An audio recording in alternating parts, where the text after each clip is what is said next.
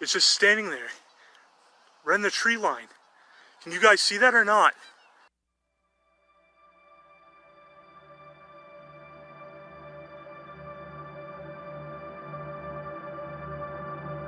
Guys, I swear to God, that's a Bigfoot. That is a Bigfoot standing there.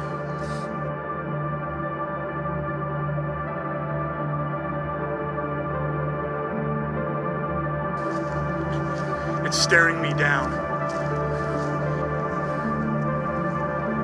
I'm trying to be brave and I'm trying to stand my ground.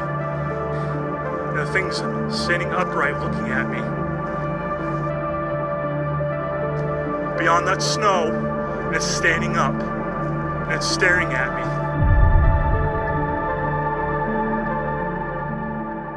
For decades, we've heard legends of big, hairy creatures lurking behind every tree. Are they half man or half ape? When we're dealing with the Bigfoot phenomenon, a lot of the cryptozoological mysteries, there's an elusivity here that is hard to explain. We should have bodies, but we don't. There may be techniques, things that we don't understand yet. We just have to keep documenting.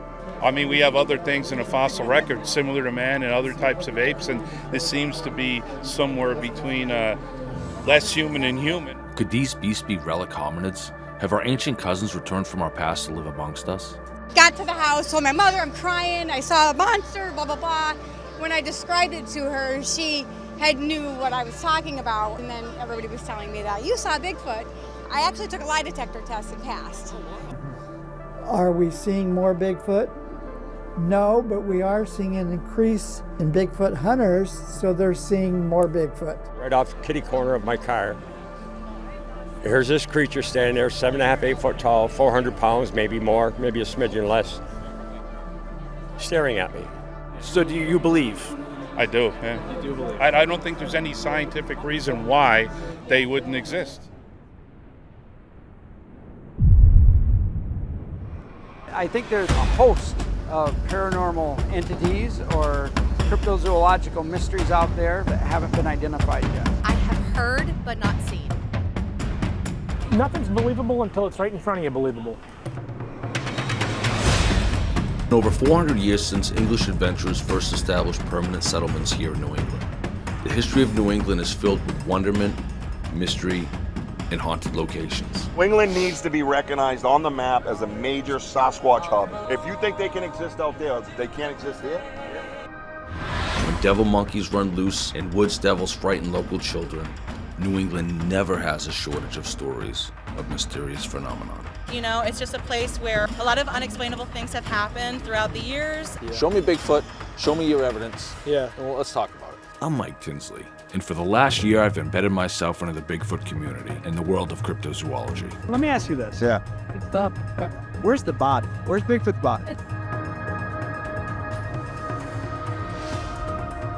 First Nations people of the Northwest Pacific call them Sasquatch. The Chinese call them Yaran. Come with me as we talk to the experts and go down the rabbit hole of the world of cryptozoology. Let's go find Bigfoot, bitches.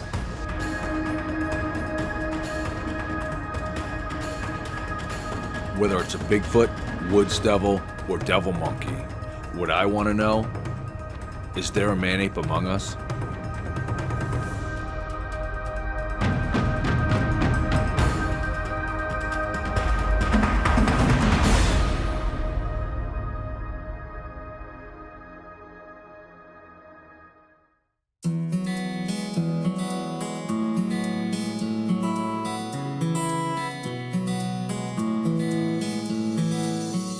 My name is Mike Tinsley. I've always had a passion for two things: the outdoors and being creative.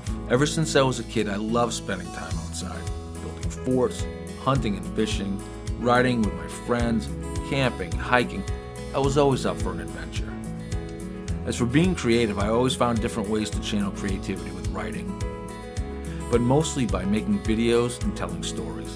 Ever since my mom brought home the first family camcorder, I was shooting skits, making music videos, and home movies with the neighborhood kids. And I've never really stopped. I've been doing more of the same, just having fun. Hey guys, if you see a Squatch in your neighborhood, don't call us. Really? Because to be honest with you, I don't want to know about it. For the last 3 decades, I've become a veteran, a father, a husband, and a musician, and an avid outdoorsman. I've worked with my hands in nature as a landscaper, doing property maintenance, land restoration. I've worked and trained with people from all walks of life.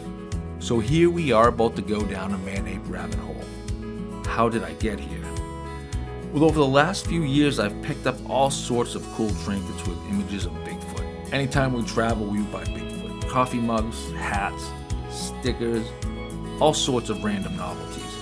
T-shirts, even Bigfoot Christmas ornaments. My wife, keeping with New Hampshire fashion, even has Yeti as her vanity license plate.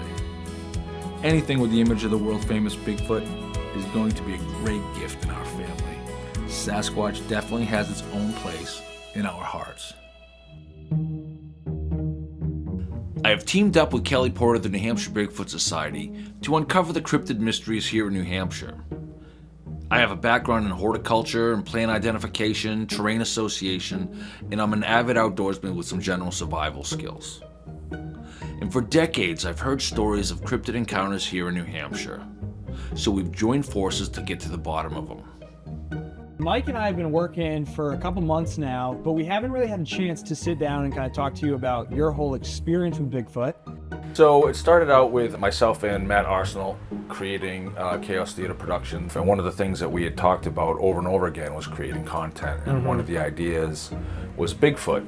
A friend of mine, Kelly Porter, who I had reached out to talk about the show, was super interested in putting something together. Yeah, Matt and my wife actually talked me into, okay, take the lead, and Kelly wants to be very much part of it. Just trying to get him in and getting, stuff. He's almost as elusive as Bigfoot. Well, he is. I am here with my lifelong buddy, Kelly Porter, lover, and together we make up the face of the New Hampshire Bigfoot Society. And we're here to do a lot of cool things, public outreach, get people excited about Bigfoot in New Hampshire, and go on some investigations. Absolutely. So tell us your story, Kelly, and kind of what involves you in this belief and this hunt of Bigfoot, if you will, this pursuit. Well, it's like this. When I was 12 years old, I was at my camp in Northwood, around Lucas Pond, and I was up in the woods playing, having a good time, looking around, as kids do. Yep.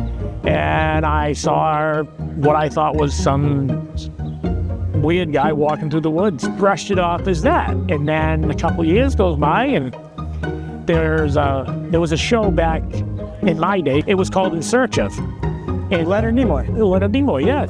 Do not. But only because of Star Trek. No, I know of In Search Of. Well, that was my first time that I saw that, and I'm like, it kind of light dawned in my head because I had now put a name to what I had seen. Yeah. And when I told my father that that's when I saw it, my old man being my old man was, shut up, probably just somebody running around trying to scare you. So for a long time, I was in disbelief of it. And then later on down the road, when I was, 15, 16, I guess, 17, I was out fishing, and I was in West Epping, Nottingham area, which I know that doesn't mean nothing to you, but... No, I was up in West Epping a couple weeks ago with Mike. When Epsom. Oh, Epsom. I was wrong. It does not mean anything to me. I was out there fishing at a little brook, creek, if you want to call it. I heard a stick snap, the typical story that you hear. Yep. And I turned around and I saw something move behind the banking that I was down on. So it was up past my point of view. And I assumed it was somebody that I knew or whatever. So I went up, and this thing was walking away from me. By that time, it had already traveled probably 50 feet by the time I got to the banking, because, short legs, vertically channeled. Yeah. So it was kind of a muddy banking and stuff. So by the time I climbed myself up there, it had been walking away, and it looked like a big, hairy, naked person. That's the only way I can describe it. And how tall? If I had to guess, it was probably 7 Okay. 7.5 feet tall. I'd say it was probably somewhere around 600, 700 pounds maybe. When it finally realized that I had come up over the bank and cussed, I mean, it beat feet and it covered ground that I couldn't cover, let alone, on a dead run. But then there was a couple more times, I had seen a few other things, but that was my big intro to it, was when I seen it in Lucas Pond area, and then I saw it again. And when, Leonard Nimoy, as you said, he shed light on it for me to knowing what I was looking at. It was out of control after that for me because I needed to know. I wanted answers. I wanted to know where, what, when, why, what, how, whatever, you know what I mean? What's your reason for it? I want to know more, man. So, you've never seen nothing? No. Really? Never. My buddy Zach, we went to college together. He lived in Michigan, I lived here. So what happened, he called me, he said, hey, this guy I work with is going to do a documentary on Bigfoot. You want to come? And I was like, yeah, sure. I was planning to just kind of go, hang out, watch it. The guy ends up dropping out. He's like, but I still want to go. And I was like, yeah, I'll do it too. He's like, you want to interview the people? I was like, let's do it. So I went, we interviewed people, we put a documentary out. It got some good views over time. And then we were like, oh, this is interesting. So we were like, we got to find out more about this because people were starting to ask more questions. I've never seen anything, I've never heard anything. I'm just gathering people's stories. And I think that a lot of people that believe in Bigfoot are sick of the televised talking heads that talk about their experience and how they know so much. So I want to interview the average person. I want to interview the average believer who's like, yeah, I've seen these things in the woods. I grew up in the woods. I've seen this. That's the story I want to tell. And so we're getting right in with it. But if I saw something or I saw some compelling evidence, I would probably believe in it. Well, nothing's believable until it's right in front of you believable. For the last year, we've gone to some festivals and events and met some people who shared their encounters with us. We've met fellow researchers and investigators, content creators, and authors. Kelly and I have done numerous investigations throughout New Hampshire, from reports of Bigfoot sightings to wood devils, dogmen, and devil monkeys. We plan to do more investigations, dig deeper into these stories, and find out what's really going on. Because whether you are skeptical or not, these events are happening, and it's changing people's lives. Hi, I'm Mike, and we're here in Whitehall, New York. We came looking for leads on Bigfoot, and we walked into a festival. As far as the eye can see, Bigfoot vendors, Bigfoot experts. This is awesome. I can't wait to get around and mix it up with everybody and just check this place out.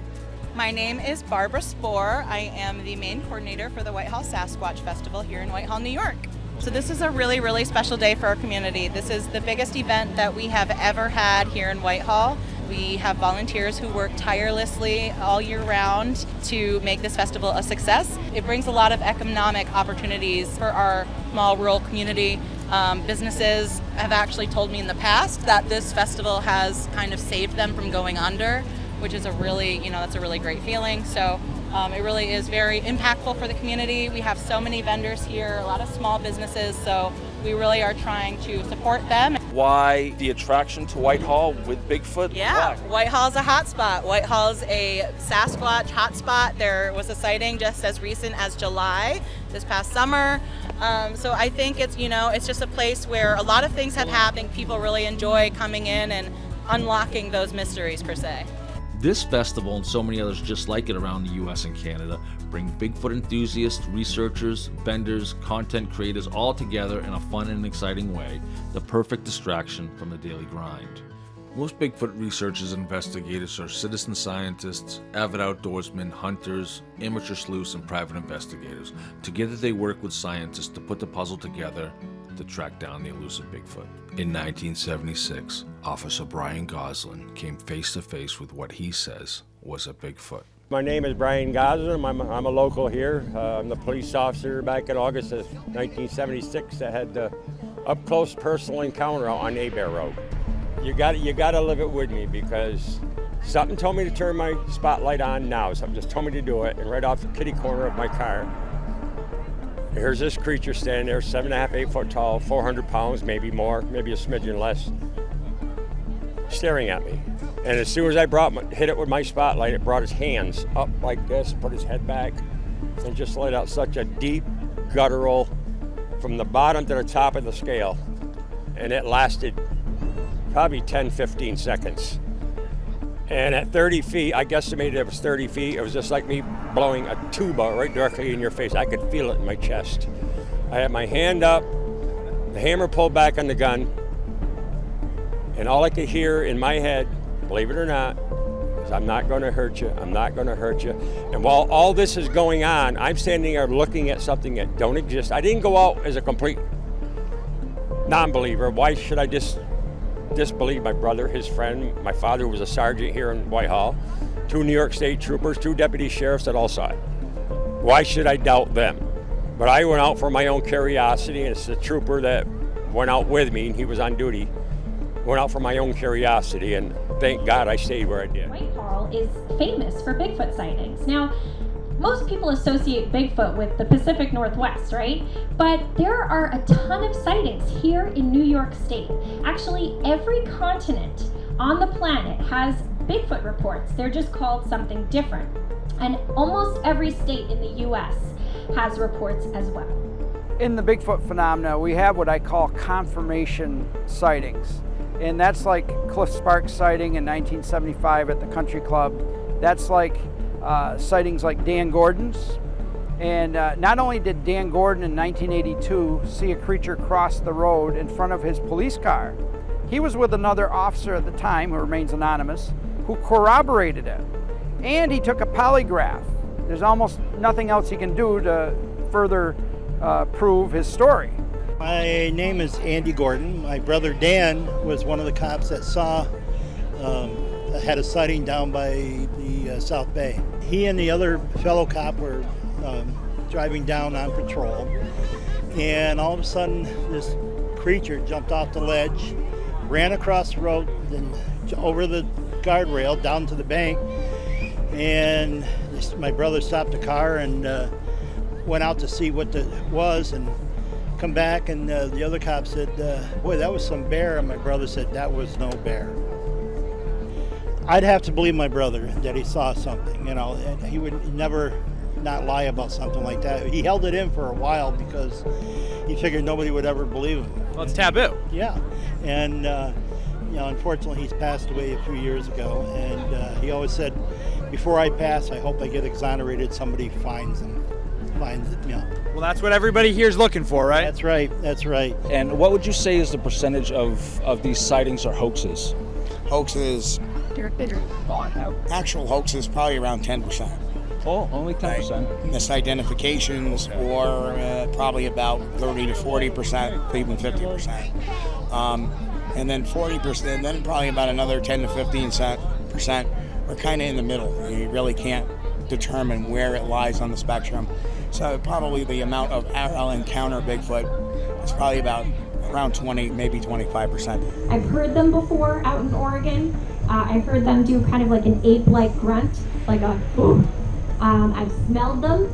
A lot of people ask me what they smell like. They smell like a hot day at the zoo near the primate enclosure. That's what they smell like. A big part of the Sasquatch Calling Festival is the calling competition itself. Visitors can sign up to compete for bragging rights or to simply let loose and have some fun. So naturally I signed up myself, and I got lucky number 7. So what brings you out here today? Where are you from? I'm from next door in beautiful Vermont, and we've always wanted to come to the Squatch Fest, and this is our first year, so I'm here with some friends, and I entered Squatch Calling Contest, and here we are. Yeah, I did too. I got my competition right in front of me. I'm going to kick your ass, Mike. I'm sorry. All right, let's do it. That's what we're here for.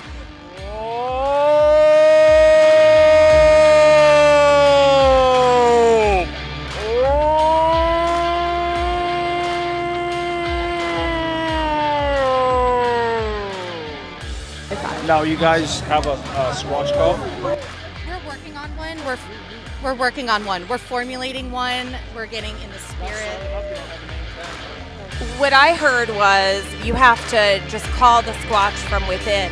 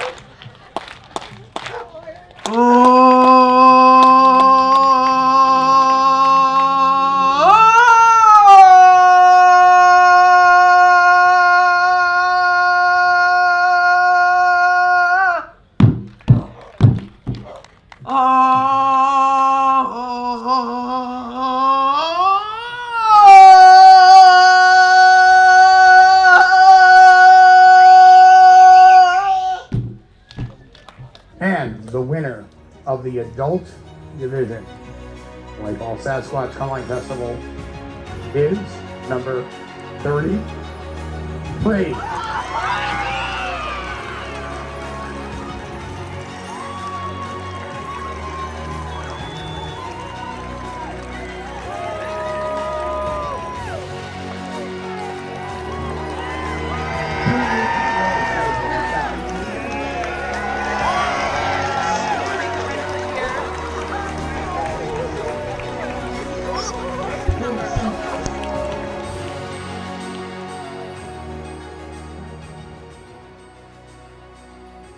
After the trip to Whitehall and seeing myself in the documentaries that Penford Media put out, I decided to go all in on Bigfoot.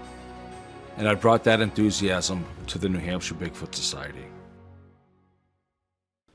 I got to know Richie B. and Wojo, Richard Brault, and Stephen Wolonjevich. These guys are down at the Bridgewater Triangle in southeastern Massachusetts. The Bridgewater Triangle is notorious for strange events and occurrences. They do a fun and exciting podcast talking about Bigfoot research and some paranormal. They love to go out in the woods and have a blast while doing it. You know what I want to do actually too? We have another guest here, Mike Tinsley. So I didn't bring just one guest for you. No, not on the Banter Richie B podcast, because we're always up to something, okay? I brought two guests, right? This dude's from New Hampshire, right above me, right up there. And he's going to be at the Charming Fair Farm come June 22nd and 23rd. We're going to pack our car in the yard. We're going to go over and have some fun, okay? But Mike Tinsley's going to be there. Mike Tinsley's he runs around New Hampshire, basically. Like he said, bringing awareness. You know what I mean? Like getting that vibe. We're getting this area excited because the Northeast is a forgotten Sasquatch area. I don't give a shit what anybody says. Yeah. Matter of fact, there's a few famous people here that fly the fuck away from here as far as they can get to look for Sasquatch. And I got to be honest, he's right here. He was in my backyard. I mean, it's just, hello, I'm in the Bridgewater Triangle. Look it up. You know what I mean? So let's bring Mike up while we say hi to everybody. Everybody, I want you to welcome Mike. He's from a few different places, but I guess we'll give him the New Hampshire Bigfoot Research. Is it Research Society, Mike? Shake your head. Yeah, close enough. Give him a big old Banter with Richie B podcast. Fucking welcome to my boy Mike Tinsley. Welcome to the show, my friend. Hey, there he is. New Hampshire Bigfoot Society. Yeah, that's God, you labeled it. Yeah, I should have just done this better. There you go. Yeah, no, you did great, man. What you got? Oh, I see it. Nice. Yeah. Nice. Easy. Some first edition t-shirts. Don't lean too far back. You got no pants on. We already went over this backstage. Listen. They're not allowed. So listen, man. So you were talking a little bit about having that enthusiasm, right, and building up some hype for the area, right? Hell yeah. You can feel that building, can't you? I do. I do it with a lot of aspects to Bigfoot and the paranormal and all this cryptid stuff here in New England. On February 28th, 2024, I woke up to find reports and stories of Bigfoot in the New Hampshire Bigfoot Society Facebook group. And as I've done so many other times over the last few months, I reached out discreetly to see if they'd want to share more about their encounters and possibly follow up with an interview. Usually people deflect and I respect their privacy. However, on this day, a guy posted multiple videos about recent sightings here in Merrimack County, New Hampshire. Corey, dude, what is that? Looked like a little tiny person that ran across the road, didn't it? This thing's been following me along the river. It's on the other side of the river. It just crouched down and we're staring at each other. I'm not sure what the hell that is. So I'm not sure if it's a Bigfoot or a person. Like, I don't know. It's been staying there for like a couple minutes now and we've been staring off at each other. I'm 100% sure that's a Bigfoot. Hello, it is Wednesday, February 28th at 1:30 in the afternoon. It is a rainy day here in Concord, New Hampshire. Overcast. Looks like there's some breaks of sun. I am on my way up I-90-89 to Henniker. We got a report earlier from a gentleman who said that he saw some tracks and some creatures sitting across from a river. It has made its way onto the internet and everybody has been talking about it all morning. So I'm trying to get the scoop and get over there as quickly as I can to scout out. I have a team working with me. I have somebody interviewing it right now on the phone and he's going to get the details and pass it along to me. Richie B is doing his thing, how he does it, making the magic happen, and I got Kelly Porter on standby, and as well he is helping me out with some information. Also in the loop I have my production team, my boys. We're just staying on top of this and trying to make sure that we do what we can to leverage ourselves the best way possible for this story, because whatever it is, it's getting some steam online and it's in my backyard. Literally, I'm a few minutes away.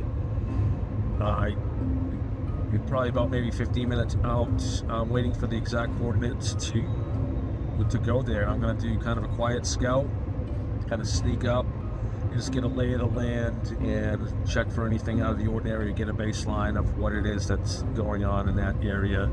Because if the word gets out and anybody gets a heads up, I don't want to be caught being hoaxed. It is Wednesday, February 28th, 2024 at 2:15 p.m.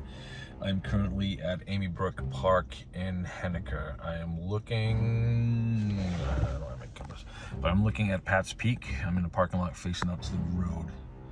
I'm looking at a meadow with some cornfields and there's a river on the other side. Also a sand pit beyond that. When we noticed the traction was getting online with Matt Moneymaker and the BFRO, we wanted to make sure that we were first here to get the lowdown of what's going on. This is our backyard. This is what we're gonna do. This is what we plan on doing, is getting out in the field and researching. So I am meeting Kelly Porter here, and then we will meet up with this guy who's a local. He lives right down the street. Okay, so this right here is Amy Brook behind us. Okay. And this used to be the old sawmill. And the river actually runs underneath the bridge over that way. And then right in here it actually bends and this becomes a whole island. Okay. So the whole island over here is where I'm encountering like all the Bigfoot activity. Okay. And so it's all open field, but then in the middle of it, there's actually like a wooden area, and I think that's where they've been staying. Okay. And they can just cross and go as easy as they please right across that river. Yep, so yeah, that's where I've been having all that activity in that area. And if you can see, there's actually like this really high brush, almost like this, that they use. See that line right there? Yep. They use that and they walk right through that. Yeah, it looks and they like use it as like a cover.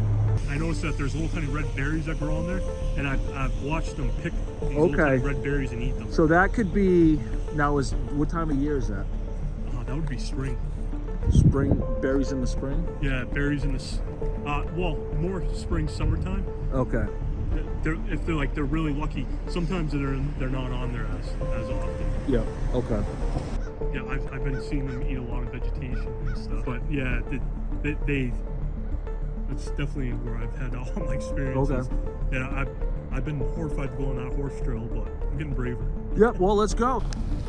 So me and Kelly, New Hampshire Bigfoot Society, this is definitely a good place down here. It's definitely got a story to tell. I mean, it's a worked area, but I mean, look at this place.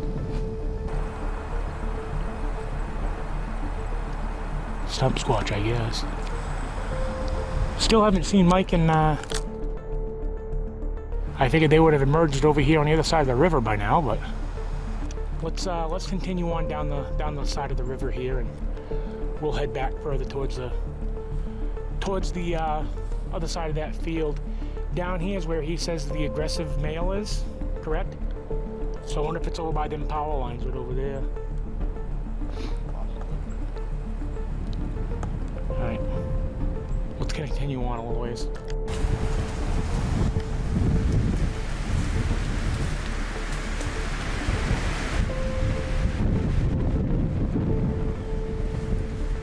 Old hollowed out tree. I suppose something small could climb up in there.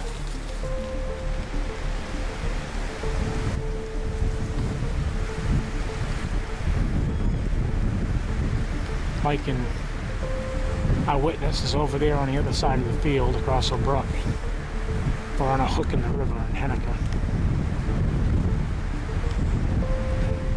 They said they saw some movement. We couldn't see it from our vantage point, but there's two of us, three of them, so third set of eyes. I suppose anything's possible.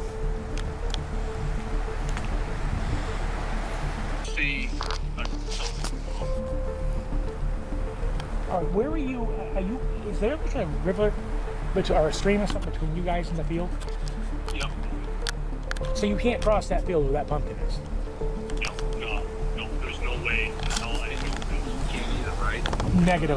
That's 15 feet of water right there. Yeah, no, we're absolutely, I see it right there, there's Bigfoot, it's right in front of the pumpkin. Give me that flashlight. Standing up on the hill, in the woods, it's in the woods.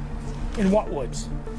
So right where that pumpkin is, yeah, he's like right in the wood line of the pumpkin. Can you see my flashlight? Yep, so I can see his flashlight right there. Yep, I see it. So to your left, there is a black or dark spot behind that pumpkin in the tree line. I'm assuming that's what you're talking about. Yes, yep. Are you talking about down on your level or up on my level?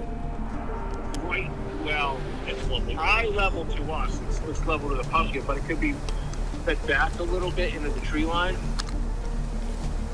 Do you see anything over there? No, I'm not entirely sure where they're looking either. They're looking right over there, Kelly. I don't see anything.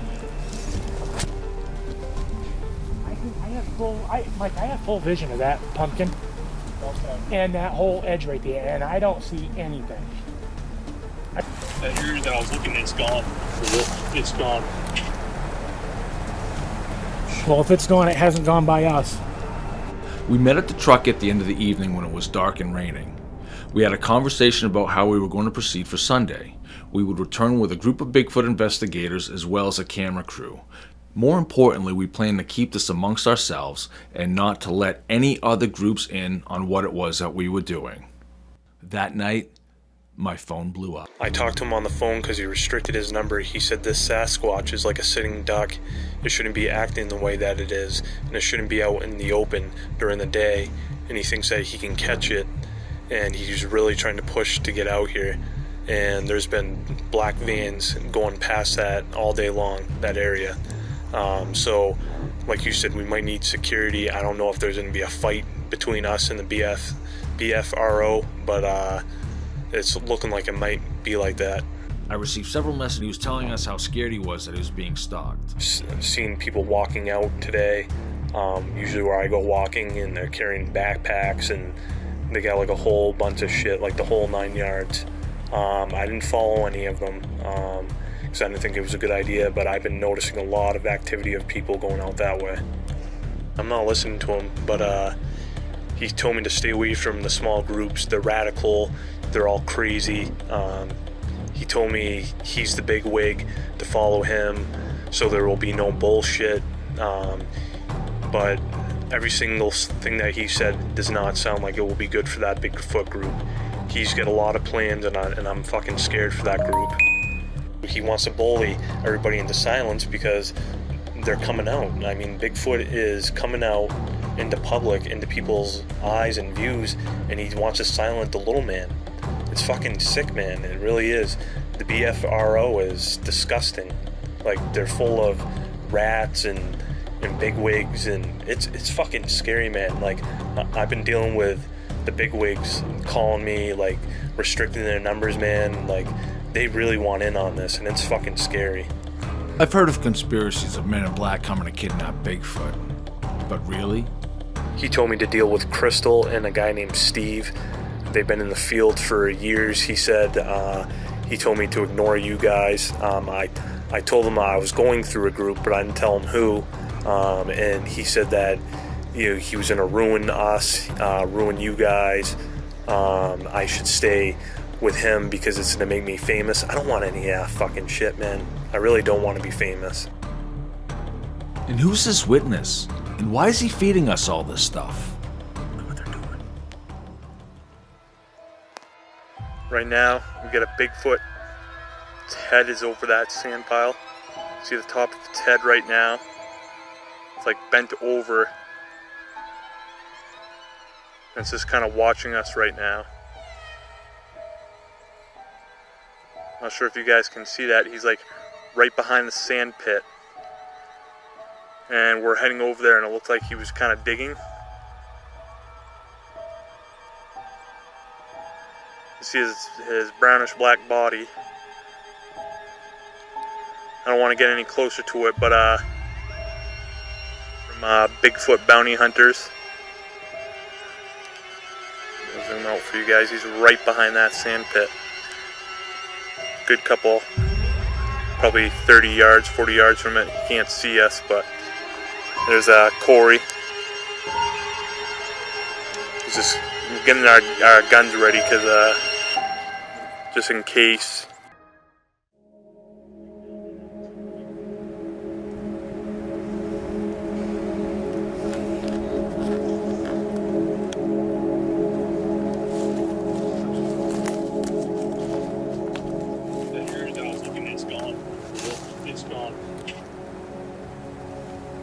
Well, if it's gone, it hasn't gone by us.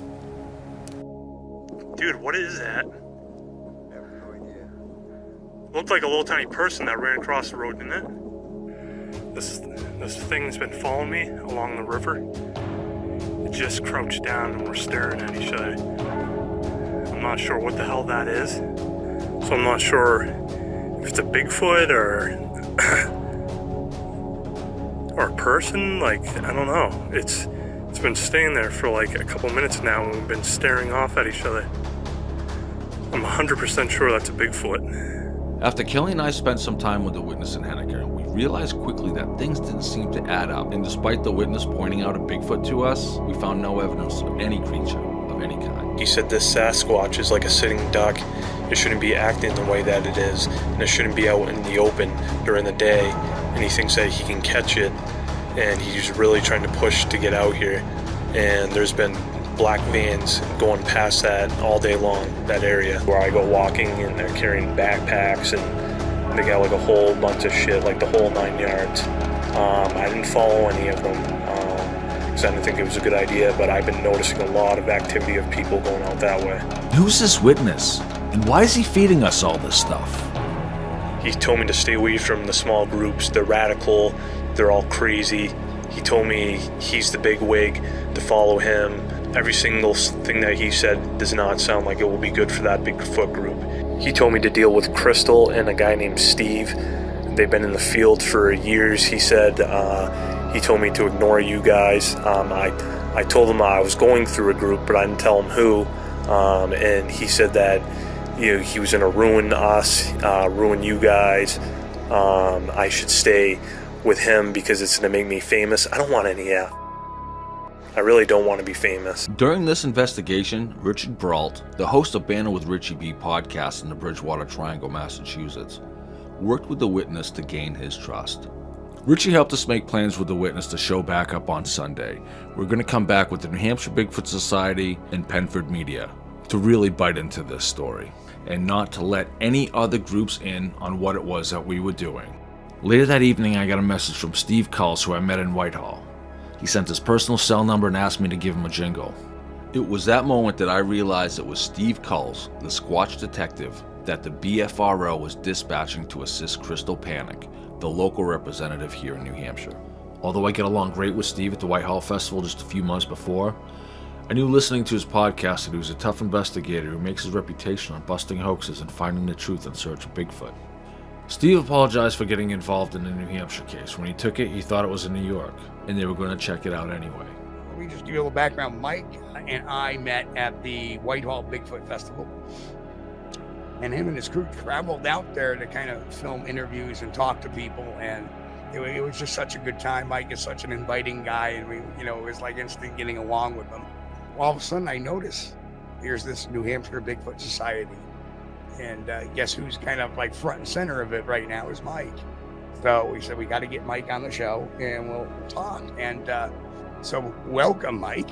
Thanks, guys. Thanks for having me. Definitely a pleasure. It's great to meet you, Chris. Let's talk about a little experience that we both can share a little bit. There are times, and I think that was an eye-opener for you, when you start talking to a witness. And originally their story sounds pretty solid. Well, they have this video, it's questionable. They have another video, it's questionable. And then you meet them and you start talking to them and you realize, wait a minute, what's going on here? All of a sudden we get to a certain point and he's afraid of this albino Bigfoot all of a sudden. Well, there's an albino Bigfoot and he's mean, and he was showing us alleged trail cam pictures. He said they were 15 foot up in the air, and see that little white splotch? That's the albino. And we were like, well, we're all starting to look at each other very cross-eyed. Mm-hmm. At one point, it was my cohort across this floodplain on another tree line. I was excited too, to be honest with you. See a biped shadow moving across a tree line when you're looking for Bigfoot. You get excited. But when you realize it's the guy that you've known your whole life, and you can pick him out a million miles away, I'm like, okay, I know who that is. That's Kelly. That's not a Bigfoot. I think we both had that reaction in different ways. I think so too. Yeah. And then comes the great debate: was that person intentionally doing that, or was the person of the mind and that he was just maybe not, all there?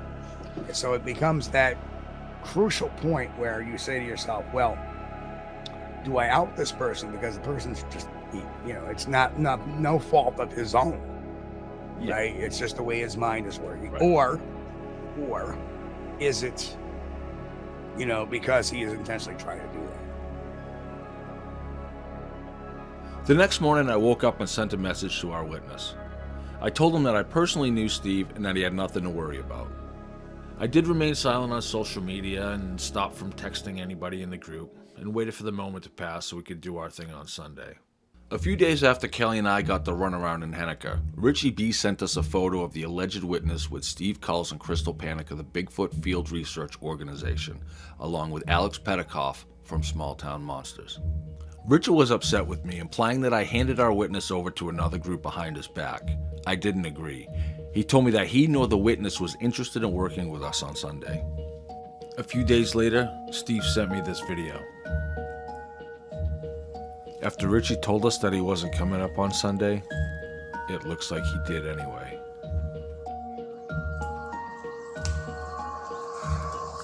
That's weird.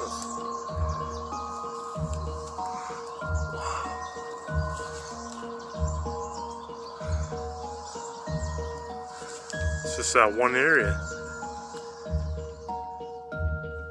Everything about this made me feel uneasy. Richie definitely felt like I betrayed him, because our conversations became more spiteful and defensive. Our group who eagerly worked so close together was fractured. It felt like all the networking and team building we've done over the last month or so was for nothing. There was this underlying tension that needed to be resolved, but quite frankly, I had no desire at the moment to put the pieces back together. I was losing my faith in the Bigfoot community and wondered why I even allowed myself to get so involved.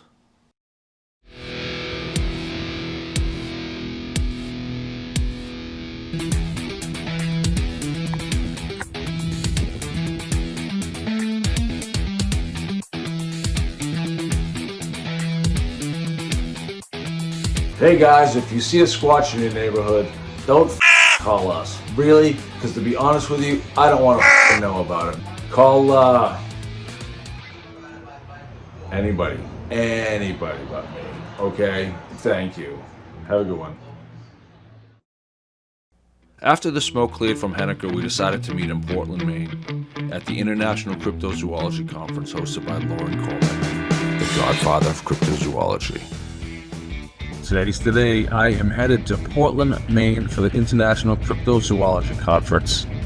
Can't wait to meet Adam and Zack up there and get some interviews, talk to people, and just have a bunch of fun.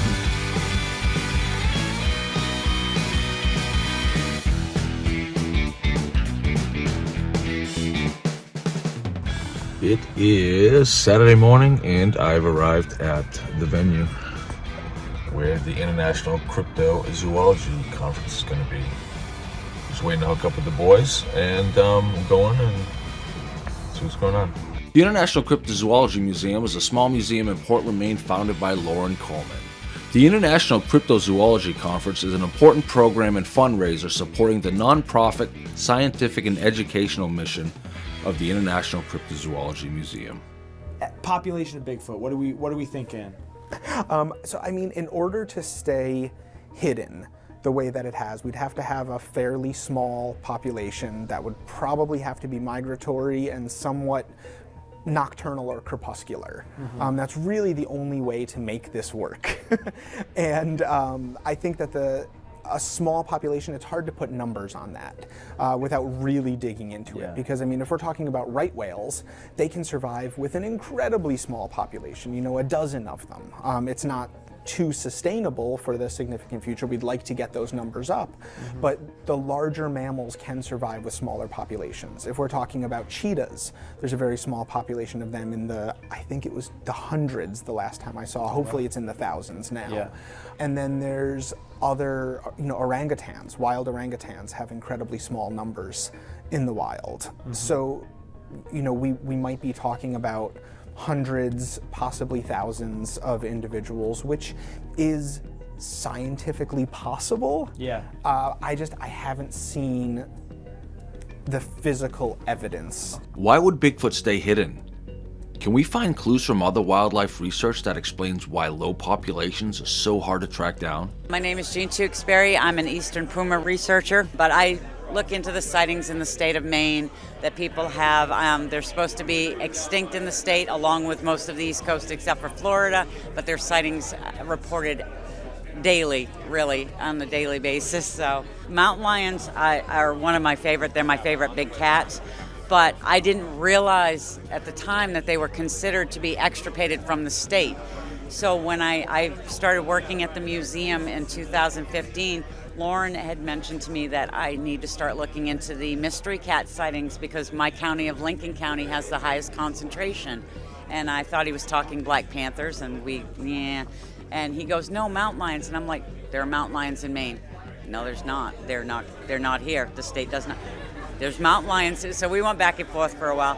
But I did start looking into it. I started getting some newspaper articles, but the thing that got me where I am now is I had my own sighting, where I almost hit a juvenile mountain lion in Cushing, and it freaked me out because I literally thought I was going to hit this little leopard that was running up the road, and I was able to actually cast the one track it left at the culvert. And yeah, that's really cool. And stuff. Everybody does the whole, why doesn't anybody get pictures when they sorry, but you can't grab your camera when you're trying not to hit something, and stuff. Well, that's the same thing I think with Bigfoot, right? You wouldn't call a catamount a cryptid. consider it? I do call the mountain lions cryptids because they are supposed to be extinct in the area. They're not supposed to be here, but they are. But the issue with that is there's a lot of prime area for these animals to thrive, and to think that they're not here and not being elusive. If you're hunted to the point of extinction, are you going to go near what put you in that spot in the first place? They're not stupid animals, you know. Only the clever ones are going to survive anyway, so. If ghosts catch known cryptids and stay hidden to avoid extinction, could the same be said for Bigfoot? Now that we found a connection between Bigfoot, cryptids, and actual wildlife, we need to find out if there's any sort of truth to the claim that Bigfoot is paranormal. Does it really come from another dimension? Is it something that only some of us can see? Bigfoot, that's exactly the debate is it a real wildlife creature that we can see and track in the woods, or is it interdimensional, paranormal? There's a lot of debate, and there's a lot of speculation. There's a lot of animosity too on how the Bigfoot community sees things. I would be curious to know, is he a spirit to them, or is he a creature or a being, like a physical being? I'm not really sure, but because people disagree about fairies. Are they spirits? Are they physical beings? So I guess the same might apply to Bigfoot. I don't know. There's people who have a theory that Bigfoot is just blurry. There's a theory called the permittivity of Bigfoot. You know, some people are in the camp that Bigfoot's flesh and blood. Other people consider concurrent UFO sightings and high strangeness, interdimensionality to Bigfoot. The woo. I don't know the woo. Yeah, I don't know the answer to it for sure, but you know, there's a lot of different factors that could contribute to why there is not solid video evidence. Do you find a connection with Bigfoot and paranormal? Yeah, thank you for asking. So I feel like that Bigfoot's everywhere, and I feel like, how can Bigfoot be everywhere? And my thoughts are, someone coming from the paranormal field, I strongly feel that Bigfoot is a ghost. I feel like that he can go from dimension to dimension and kind of go in and out of a portal, which we have in the paranormal world. And the reason why I'm at this convention is I feel like that the paranormal world and the cryptozoology world has been kind of like separated. It's my passion to kind of bridge us together, because there's a lot that I know as a paranormal researcher that I feel like that the cryptozoology world could also benefit from, and vice versa. So I would like for maybe to go on a Bigfoot hunt someday, and just to kind of like see if I can apply my skills as a clairvoyant, as someone who deals with the paranormal. What if Bigfoot is a ghost? What if he's able to go from location to location because he's interdimensional? Is that some sort of psychic or paranormal thing coming across to them where they're open to it and say somebody else isn't? Absolutely, and you'll find that in the paranormal world as well. So with ghosts, some people will see ghosts, clairvoyants see ghosts, and I think that's the same with Bigfoot as well. I think some people may have had experiences with Bigfoot in the past and may have the ability to see or to sense that the Bigfoot's around, and I think it's the same inexplicable gift that certain people have. And I've never seen Bigfoot, or I've actually never even seen a cryptid like a pukwudgie, but I have friends who have, so maybe people are more attuned. I do feel like that it has to do with maybe like if they're Native American, if there's some Native American backstory in their heritage, maybe they have that gift to be able to see spirits that or see Bigfoot when other people don't see Bigfoot.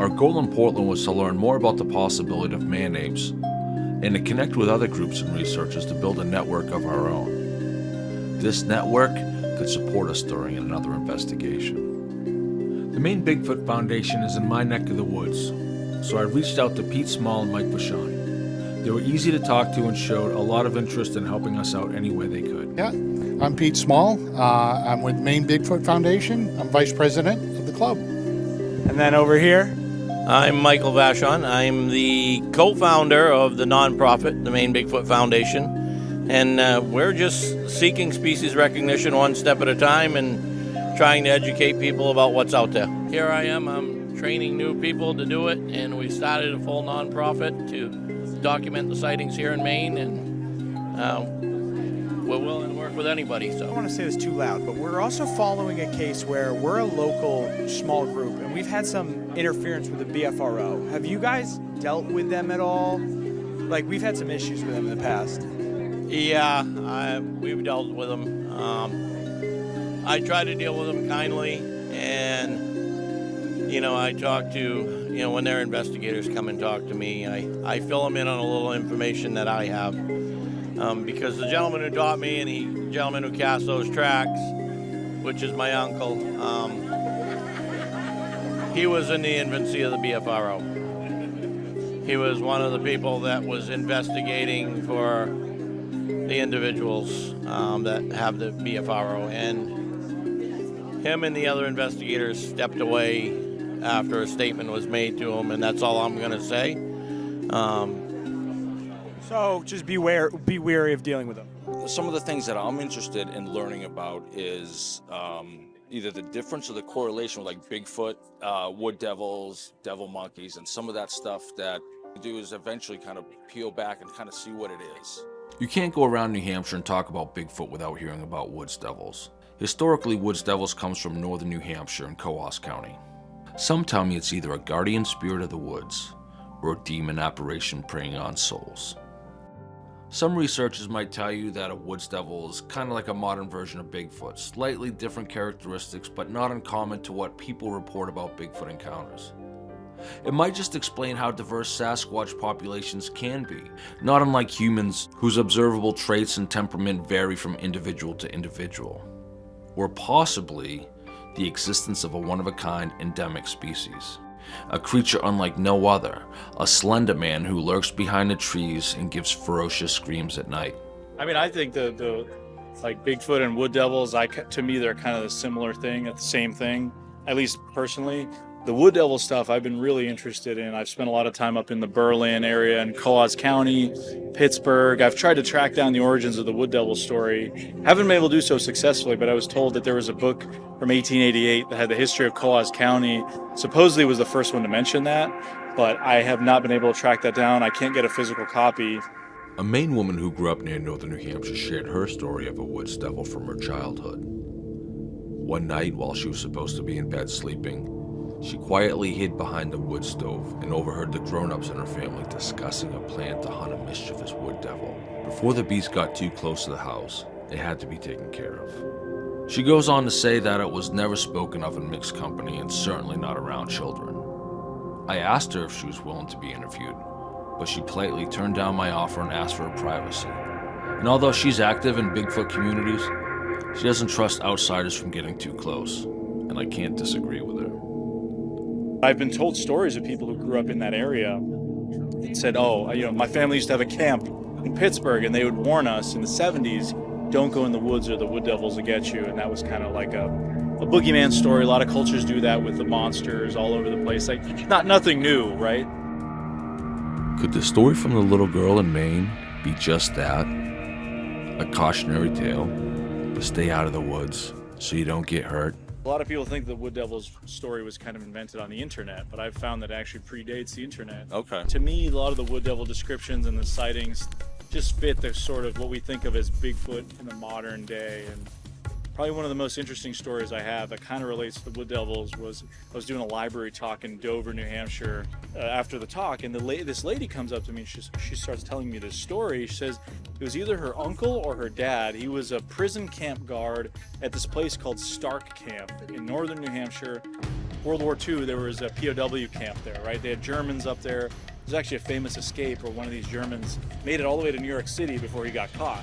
So that camp was up there, and this lady had said, it was either her dad or uncle. He was a guard up there, and they had put the Germans on logging duty at one point. And the guys had reported they didn't want to go in the woods because they were scared by a gorilla in the woods, which is a very oddly specific description. I guess the local guys said, those are just the wood devils. So they related it to something they knew.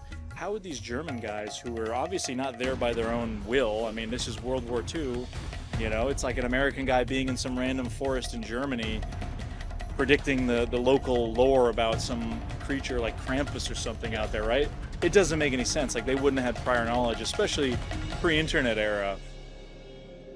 If you are at a conference or at a museum and somebody comes in and they say, I saw Bigfoot, you have to make, as a researcher, the decision. Do you want to hear another boring story about Bigfoot? Or are you going to spend some time with this person asking them, you know, how many psychosis episodes have they had? Were they on drugs? Were they trying to impress a buddy? Were they interested in making money off this? So there's all kinds of things that you've got to put your time into, analyzing the case, analyzing the person. You really have to put yourself in the place of being an investigator on many different levels. Yeah. I am very upset with people that are Bigfoot hunters that are so focused on the phenomena that they forget that there's owls there that make sounds, that there's neighborhood cats 2 blocks over that are screeching, that may be more involved in how they're feeling and the fear that comes into their experience. So it's really a deep analysis. Right. And we know that there's not that many. As Grover Krantz once said, he thought that there was probably 1 Bigfoot for every 10,000 black bear. So if you start doing the math on that, you know that you're not going to run across Bigfoot that often. We know that the younger ones who are thinner and younger are crossing highways. The older ones and family groups are seen deeper in the wilderness. So that's about all we know. We have some people that remark on the males versus females, but it's speculation. Are we seeing more Bigfoot? No, but we are seeing an increase in Bigfoot hunters, so they're seeing more Bigfoot.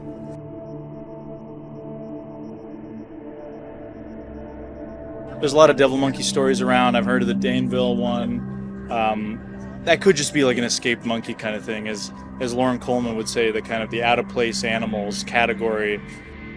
Devil monkeys are said to be devilish creatures with long fangs and glowing eyes. They're described as being between 3 and 8 feet long with baboon or dog-like snouts. They can run on all 4s or 2 legs. They have dark brown hairy backs and bushy tails. These ferocious primates have been reported to attack humans and kill livestock and pets. Reports of devil monkeys have long come from all over the eastern United States. One of the devil monkey legends is from right here in Danville, New Hampshire. A gripping tale starts in late August 2001 when Fire Chief David Kimball saw a baboon-like creature run alongside his truck on Kingston Road. It's one of those towns that's not on a main road, so it's kept its quiet, classic colonial charm. Legend has it that after a report of an 8-foot monkey was sighted on Kingston Road by the town's fire chief, rumblings and stories of the elusive beast quickly spread. The locals began to confess witnessing strange events, having bone-chilling encounters, and hearing blood-curdling noises that pierced the night. The hysterical townfolk locked their doors and formed posses to hunt the fearsome critter.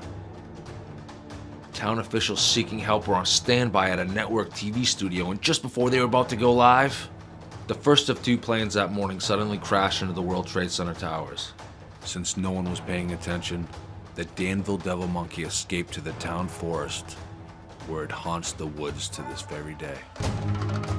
Yeah, that monkey, whether it was something that just didn't belong here or something that was from another dimension. Devil monkeys are said to be devilish creatures with long fangs and glowing eyes. They're described as being between 3 and 8 feet long with baboon or dog-like snouts. They can run on all 4s or 2 legs. They have dark brown hairy backs and bushy tails. These ferocious primates have been reported to attack humans and kill livestock and pets. Reports of devil monkeys have long come from all over the eastern United States. In 1973, Loren Coleman investigated reports of slaughtered livestock in Albany, Kentucky, and said that witnesses seemed to be sincere about seeing monkey-like creatures with tails. An anonymous witness reported in 2006 that when they returned to their Chicago home, they found a devilish creature savagely attacking the family dog. The man reported the devil-like beast had glowing eyes and sprang up when he tried to take a picture. He described it as monkey-like with a devilish dog face. He said he knew of one other person seeing it hang from a tree and that his neighborhood was plagued by missing pets. One of the devil monkey legends is from right here in Danville, New Hampshire. Our gripping tale starts in late August 2001 when Fire Chief David Kimball saw a baboon-like creature jump alongside his truck on Kingston Road. I lived in neighboring East Hampstead at the time, so I definitely remember the buzz around town. Danville, New Hampshire is nestled within southeastern New Hampshire in Rockingham County. It's one of those towns that's not on a main road, so it's kept its quiet, classic colonial charm, as you can see right here in this neighborhood and some of these old buildings. It's historical, old farmland, old stone walls. It's gorgeous. It stayed that way because it's not on a main road, so it's kind of nestled in a pocket where it's able to keep this. A few other towns like this, Fremont and Nottingham, are the same way. They've changed little over the years. Legend has it that after a report of an 8-foot monkey was sighted on Kingston Road by the town's fire chief, rumblings and stories of the elusive beast quickly spread. The locals began to confess witnessing strange events, having bone-chilling encounters and hearing blood-curdling noises that pierced the night. The legend of the Danville devil monkey didn't happen until probably the 2010s. These unexplained reports became so frequent that the story was picked up and followed by local radio and news outlets. One of the stories that had been published at the time that it happened that I read was Kimball did identify a species with what he saw, and that was the Humboldt's woolly monkey. In late August of 2001, Fire Chief David Kimball said what he saw was a ape-like creature, a monkey of sorts, jump out of the wood line, run along his truck, and dart back into the woods. Startled by what he saw, he immediately went to the public library to look for resources to help identify it. On August 21st, 2001, there were actually 2 sightings of a primate by Fire Chief David Kimball. According to locals we met at the Webster Stagecoach Stop and General Store, he first saw it hanging in a tree along Pleasant Street, and then it jumped down and ran alongside his truck for a few strides on Kingston Road before it darted into the woods. Now, Chief immediately knew that it was not native to Danville's woods, so we headed down to the town library where Dottie the librarian helped him with resources and finding other information. Off camera, we got a chance to talk with Dottie. We asked her about his demeanor. She told us he was rather calm. Although she didn't give us much more detail, we know from earlier reports that she spent about 3 hours with him, helping him find resource books and making photocopies. After some deliberation, they determined that it was a Humboldt's woolly monkey, an exotic species found in equatorial South America. News and police were alerted, and other reports of sightings of the monkey came in the town as well. The story is that he reported to be 8 feet tall. That's a big monkey. It's rare for a human to grow to 8 feet tall, so it's been a common understanding that no monkeys are 8 feet tall. In fact, no known apes are 8 feet tall. There's some guesses that maybe the length of the animal he saw is partially due to the length of the tail, and he may have been kind of, not confusing, but equating the length of the entirety of the animal. When you say 8-foot monkey, do you mean a 4-foot body with a 4-foot tail, or do you mean 8-foot monkey with a 4-foot tail? What do you mean? Because there's no monkeys or known apes that are 8 feet tall. Of course, and there's none in New Hampshire if there was. So the idea of an 8-foot monkey running through the streets of Danville didn't seem realistic, so the story got a lot of attention. Being reported as an 8-foot monkey, it made the news. Radio stations were goofing on it, sending DJs and gorilla costumes. All kinds of theories came out, whether it was a cryptid, whether it was a monkey on the loose. The story kind of grew to the point where it was going to make national morning news, or the morning shows. 2 planes hit the World Trade Centers on 9/11, so that kind of ended the story of the devil monkey. The concern was that it was a pet that nobody was willing to claim, so it was imperative to find it before the temperatures dropped. I think there would have been a lot more investigation around it if it had not had its attention so quickly. I mean, within the same year, just cut off, obviously. Yeah. Even after the tragic events of 9/11, there were people trying to save the vulnerable simian. Jason Schreiber from the Union Leader followed with the story as researchers, animal rescue teams were trying to find an elusive monkey before it died in this cold, harsh New England climate.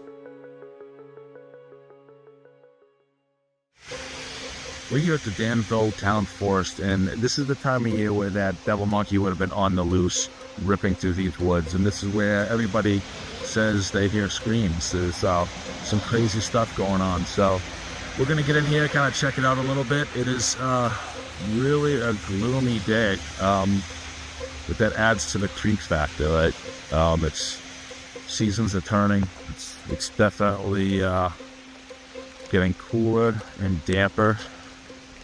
And yeah, that monkey, whether it was something that just didn't belong here or something that was from another dimension. These are some of the same rock conditions the monkey would have had to compete with for survival. And if it didn't belong here, it had no clue that its days were numbered. It's interesting. Sometimes I've heard those things called OOPS, out of place species, which is the best acronym of all time, obviously. Sometimes it's a creature that gets away it's a creature that doesn't belong in that area, right? Sometimes it gets away from something else. Sometimes maybe it sets up shop, right? There's always invasive species. A good example of what you just talked about is Peninsula, Ohio. Peninsula, Ohio every year celebrates Python Days because in the 70s, maybe it was 50s or 70s, a python started terrorizing the town. They don't know where it came from, escaped pet, started this giant python, scaring people. They couldn't catch it. They kept waiting for it to get to wintertime, so hopefully it would just die. Wintertime came, they couldn't find it. So to this day, half a century, 75 years later, every Python Day, they start wrapping snakes. It's almost like garland to them. They wrap snakes around their banisters and their mantelpieces. They have a parade of pythons. So that's an example of something that became not really a legend, right? Because they didn't turn this python into something fantastical. It didn't become a different creature. It's still just a python. That's a creature that actually exists. But they turned it into a symbol of the town somehow, either because it's funny, for whatever reason. So there's a lot of emotions that go into that. It could be people just find delight. Again, you just told me that story the first time I found it's a funny story. It's like, a monkey running through the woods of New Hampshire and everybody trying to find it, and August, first responders getting interviewed about monkeys. It's delightful to me, right? So I think that's part of it, right? It's a bit of whimsy in it, and again, a bit of wonder as well. So I think that's part of it, because for you to throw a party around it, become an identity or a opportunity to celebrate, you kind of don't have to, you kind of can't take it seriously, right? There's a difference between a church celebration and a Halloween celebration, right? One is sacred, they have to be a little more august. The other is just a party, right? So these things that turn into Mothman festivals, yeah, especially when there's civic leaders involved and officiating it, they're having fun with it. I think that's the important part. That's what turns it into something bigger than it was. Because otherwise, it's easy to just write off as, you can tell that story in a way where it's boring, right? Oh, a monkey was found in the woods of New Hampshire and got away. At the end, right? And it's a boring story. But if you see the whimsy in it, that's what makes it bigger and bigger and bigger. I'll tell you what doesn't turn it into something bigger is the other side of that is somebody being super serious about it, right? Being like, no, that's a devil monkey. That's literally a supernatural creature. I'm going to study it. I'm going to become that guy, right? I'm going to study it until my hair gets long, until I lose my family, right? Yeah. It doesn't turn into anything when somebody does that. It's when somebody says, that's awesome. Glad that happened. How can we continue that spirit, right? So I think that's how it turns into something bigger. It doesn't mean the story stopped for us. I mean, yeah, going no. around. I consider the story still very open-ended. I don't think that we, especially since Kimball has passed away at this point, I don't think we'll ever really figure out what happened. Although the monkey or carcass was never found, reports and sightings did carry on throughout the years in Danville. In 2012, a Haverhill, Mass. Resident, while visiting her parents, called the police and reported seeing a monkey climb up a tree. She said it had a white bottom and dark fur, and it walked up the tree like a human. According to a story from Jason Schreiber for the Manchester Union Leader, the officer on duty had passed it off as a raccoon or a porcupine. But Michelle Andino was convinced that she saw a monkey and that she had never heard about the story from 2001. In 2016, near Walpole, New Hampshire and Bellows Falls, Vermont, police regret making a Facebook post about the possibility of a monkey running loose after reports of a sighting on Route 21. They later deleted it. A lot of these people will take these primates in as a baby. Then as they get older, they get harder to handle. So that may be we're just going to dump it off here and let it be. Right, and let Mother Nature take care of it. When somebody who's lived here their whole life sees something a little different than they're used to, it could cause it and trigger a hysteria. And likely that's what Danville was. It was a misidentification of an out-of-place species And because there was no scientific evidence to fill any of the holes, folklore and legends and the supernatural and superstition and all that stuff came to play. Devil monkey sightings are not new to New Hampshire, but usually end up just being monkeys on the loose. In 2009, a macaque escaped from an enclosure at Charming Fair Farm in Candia. When a worker left 2 doors unlocked, the worker was bitten on his calf when trying to recapture the animal. He did have one that he had taken in on rescue, and he has now been placed in an actual primate sanctuary that he is with. Do you know about that story? I do not have any history. I don't, other than I know that he was here as a rescue, and I know that they were able to locate him a home so that he was in a safe zone with others of his kind. Do you know how long he was on the loose? I don't know. I think it was moments. I don't think it was a long thing. Because there's other stories of monkeys in southern New Hampshire, and they're still unsolved from 2001, 2012, and around New England. So one of the interesting stories, and we happened to come here, and I had to ask. No. So.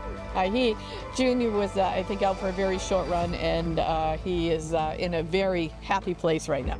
Charming Fair Farm is not only a working farm in Candia, New Hampshire, but it hosts North American wildlife like black bears, wolves, bobcats, and raccoons. It's a great place throughout the year to find an event, from a magic show, concert, haunted hayride, or the Scouting for Bigfoot event. All right, we are here in Candia, New Hampshire. We are about to attend the Charming Fair Farm Bigfoot Scouting event. Bigfoot Scouting event. High expectations. Yes. Hopefully the weather holds up. We're able to scout. It's looking a little overcast this morning. Yes. So we'll see if the weather's gonna hold up. We got a booth there, right? We do. Okay. Yeah, we put a cool thing together. This is the first event for us, and it's the first event at Charming Fair like this and in New Hampshire, so we're excited about it. Absolutely. We got Richie B from Massachusetts. We got Dave McCullough from Squatch. We got the Vogel brothers. We got all kinds of personalities. Yeah, Mike, to be honest, like, I hear a lot of these stories, and it's only so believable. Like, people say they see it when they're a kid, but don't realize what it is until they're an adult. But like, for me, I don't know. There's just some things that are believable. I haven't seen it. I haven't heard it. Like, I don't know. I can't subscribe to be like, yeah, it's out there. Especially if I haven't seen anything that's even compelling evidence. You know, I hear stories all the time of people hearing things when they were younger and then learning about Bigfoot and then deciding that's what it was. You know, that's their stories. I hear stories all the time. And right now, I can only take them in and be supportive and try to get what I can out of them. I haven't had an encounter myself, so I take these stories for what they are in hopes that maybe if it's out there, then show me. Yeah. You know, that's all I can do. I can't necessarily take somebody out for their thoughts or their stories or the way they've come to their conclusions until I've kind of seen it. So show me Bigfoot, show me your evidence. Yeah. Well, let's talk about it. Yeah, absolutely. This was the first chance I got to meet Crystal Panic. She was sent by the BFRO to Henniker with Steve Kulls, and she brought along a good friend of hers, Alex Petikoff, who I met in Portland. She's a local researcher, so I had to ask her, are there really Bigfoot here in New Hampshire? Bigfoot is definitely here in New Hampshire. We have, if you go to the BFRO website, we only have 16 public cases, but in reality, we have hundreds of cases. We've done it to our group, even over the weekend, lots of reports, and honestly, things that are kind of helping us put more pieces of the puzzle together, I guess. Yep, and I'm actually really excited you guys are here, and I'm looking forward to working with you guys, really, because we need more people to know that Bigfoot is here in New Hampshire. And I'm not a social media type person. I very rarely post. I'm not, I'm a Microsoft engineer by trade, but I don't do too much other than gaming on the computer. Right.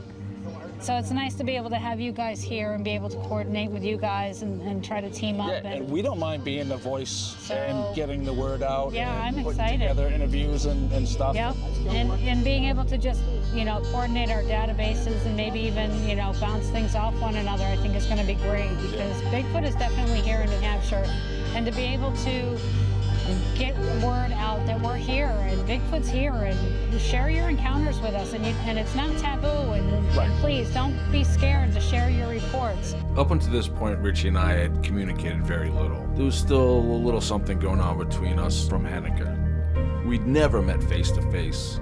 This was the moment we got to size each other up. Richie B. What's up, dude? The answer with Richie B. It has been long overdue. I don't know why we haven't done this sooner, to be honest. And more often. Or more often. Yeah. Mike, how's it going, Rich? What's up, brother? Welcome. I know. Now tables are kind of turned, Yes. right? Yeah. Jeez, at least I had a camera between us, not in a sense like this, but we were on a screen. I felt a lot safer. That's all I'm saying. Well, we had to put our pants on for this one. Are my muscles that big? Do I look that big? You are jacked. Ouch, that hurt. We're here to talk all things Bigfoot, man. Yes, I love it. I've never really heard your full story about why you believe in Bigfoot and the evidence you've seen and what's compelled you to continue searching. It's crazy because I'm a guy that didn't go out looking for anything. Right. I own 3 acres in what's called the Bridgewater Triangle in Massachusetts. And I'd say about 2008 or so, I started noticing different noises, sounds from the woods. And it was literally like somebody was walking around.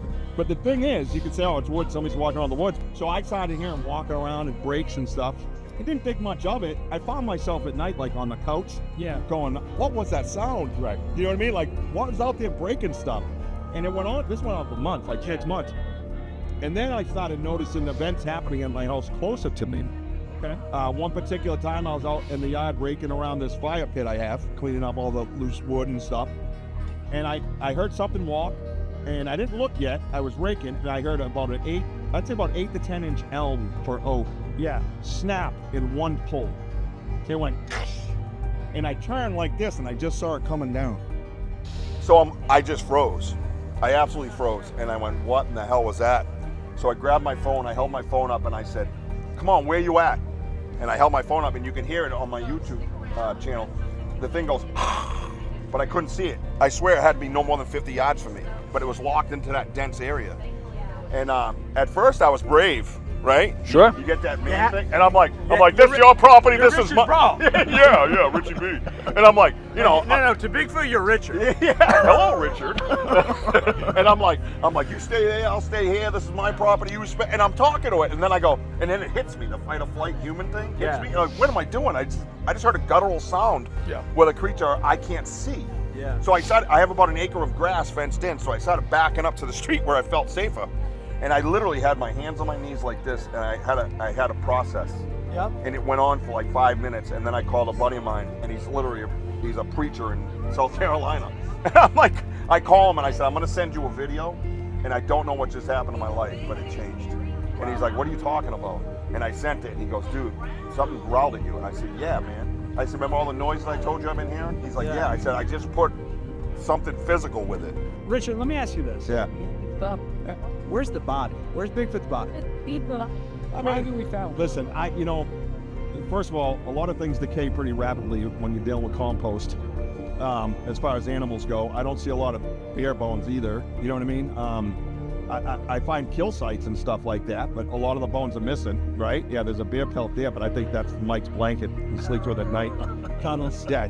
Yeah, you noticed the face on it. Small. Yeah. Little spoon. But so I don't necessarily think. There's also been theories, which some of them are out there a little bit. Native American mounds, a lot of them are supposedly buried there. I don't know how much I buy in that, but I have heard theories like that. I've heard of them burying their own. They do supposedly have a human element to them. So that's a possibility, right? It's not totally out of the realm of possibility. Again, we're dealing with something that isn't scientifically discovered. So why would you leave any stone unturned? Why would you leave any theory shunned upon? You know what I mean? It just doesn't make sense to me. How are we doing ourselves in this real justice? Absolutely. If we don't look at everything. Yeah, no, that's fair. Yeah. Fair. All right, so one thing I want to say to Mike is that Mike has a great theory and I want to utilize this theory. We want to try to bring this to New England more. Yeah. New England needs to be recognized on the map as a major Sasquatch hub. And not because we want all you going out there acting like yahoos in the woods messing things up. We want you to respect it and understand it. We have more trees in the Northeast, and you brought this point up, than anywhere in America.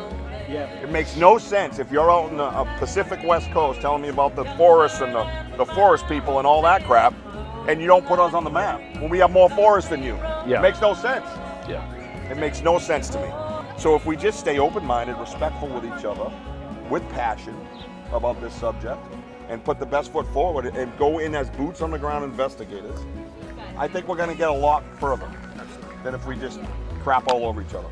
Right? Well, you got something to, Yeah, I do do. right now, so I do. we'll catch up. I'm gonna I come do. sit on to your show. Yeah, you're gonna come You gotta over and interview hang me now. I'm gonna. All right. Oh, I got something for you. Wait, you got to lose those though. What? We don't do pants on my show. Nice meeting you, bro. Thanks for having me. So we're about ready to wrap it up here at the Charming Fair Scouting for Bigfoot event. We got actually tornado warnings, and it's about almost 2 o'clock. So we're going to probably have to say goodbye. We had a great weekend, even though we got some rain that kind of washed us out and cut us short yesterday. We did get some more interviews today. We got some cool stuff. Yeah, it was good. We made a lot of connections with people, and yeah, we're gonna have some fun here in New England with Bigfoot. These days, most of southern New Hampshire is covered with industrial parks, shopping centers, residential neighborhoods, town centers, and small cities. And although we have the second most forested land of any state in the Union, from the smell of pool chlorine and chemlawn, southeastern New Hampshire is as suburban as it gets. Over the last few decades, New Hampshire has seen reforestation and once clear-cut land that for centuries was overlogged, overfarmed, eroded, and polluted. New Hampshire, a once forgotten place after manufacturing and shoe factories left in the 1980s, cleaned up pollution and worked on environmental restoration. Wildlife that had once been pushed out has made a comeback. Black bears, moose, and white-tailed deer, bobcats, and coyotes have all thrived here recently as well. As beautiful as it is, we see a human population increase, creating a high demand for residential dwellings and infrastructure development. I receive reports of Bigfoot-related incidents in and around Pawtucket and Bear Brook State Parks regularly from Bigfoot enthusiasts hiking in the area. Any evidence of footprints or tree structures come from trail cams and cell phone videos, and they usually get a hold of me through social media, either publicly or through discreet back channels. A group like the New Hampshire Bigfoot Society has allowed me to introduce myself to a lot of other enthusiasts and researchers in the area. And despite conflict with some Bigfoot groups, most people are willing to share their stories and findings with good intentions. If Bigfoot is here, does it have enough shelter to protect itself? And enough food sources to survive? I am at the boulder fields here at Pawtucket State Park in New Hampshire, and this is a great spot. Lots of boulders, lots of caves, a lot of cool spots for a large game like bears and possibly even a Bigfoot to be hiding out. There is a lot of people here, so the likelihood that a Bigfoot or even a bear would feel comfortable here with so much human interaction is probably unlikely. The trees here are a lot of white pine, hemlock, looks like some beech, maybe some red oak, a lot of conifers, so definitely a cool spot. What we wanted to check out was just the diversity of terrain out here. And one of the things that's interesting about these boulders is that it leaves a lot of cave space. The problem here, though, with finding a squatch in this area is the human activity. There seems to be an abundance of human activity. This is one of those places where people really like to come. Even though it's quiet right now, we're still not alone. But these boulders are massive. And like I said, there's a lot of caves, a lot of cool stuff here for large game to hide. And what we're doing is we're looking for any type of evidence that would lead us to Bigfoot might be in this neck of the woods. To lock down my very own research area, I need to find a place with sufficient resources and where sounds and structures have been reported. Could this be where we set up for an expedition to find evidence of Bigfoot? Not far from the boulder field, we found Round Pond, an area teeming with life and food sources. What I'm looking for is potential food sources for Bigfoot. And what I see in this pond is a lot of cat o' nine tails. And the cool thing about them is that they're easily dug up and eaten. The roots, even stalks, can be used as food. There's definitely a sign of beaver here, and some other animals. And I don't see a lot of invasive species, so it's telling me that this is probably pretty natural out here. So most food sources are going to be natural.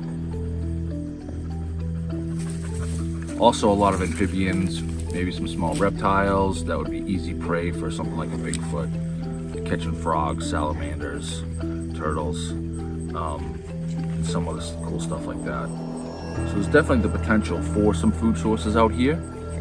Whether this is it, I'm not sure. I do also see some nut trees, some oaks, some white and red oaks, and some shagbark hickory, which are, of course, sources of protein.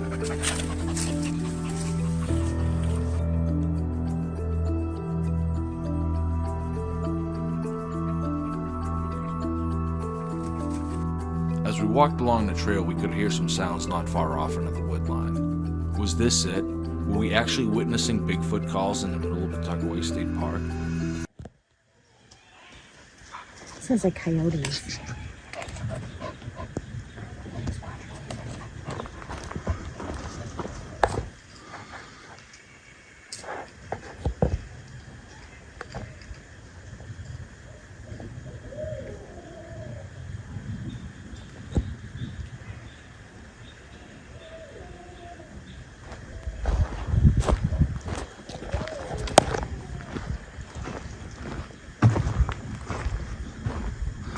Crazy sounds.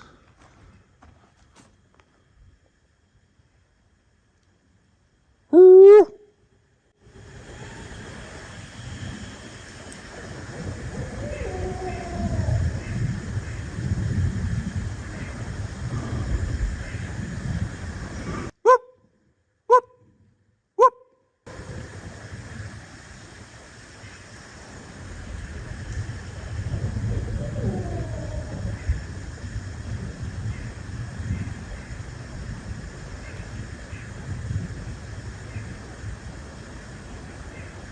Hope I got those on camera.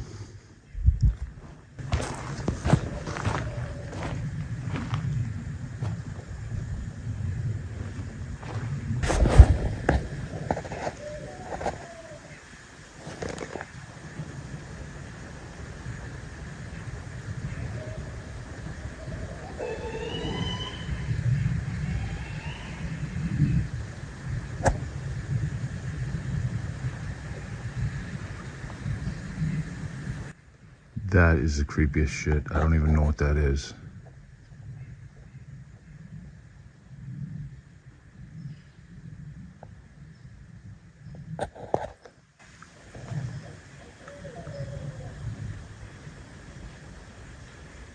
Not sure if those are fucking tree knocks. That's a woodpecker. When I got home and got a chance to listen to the audio, I realized that it was likely from a barred owl. Barred owl calls are often misidentified as Bigfoot yelps and whoops. Because when you're in the woods and you've never heard these things before, the way the sound echoes through the valleys and through the woods. That is the creepiest shit. I don't even know what that is. It's haunting. It sends shivers down your spine.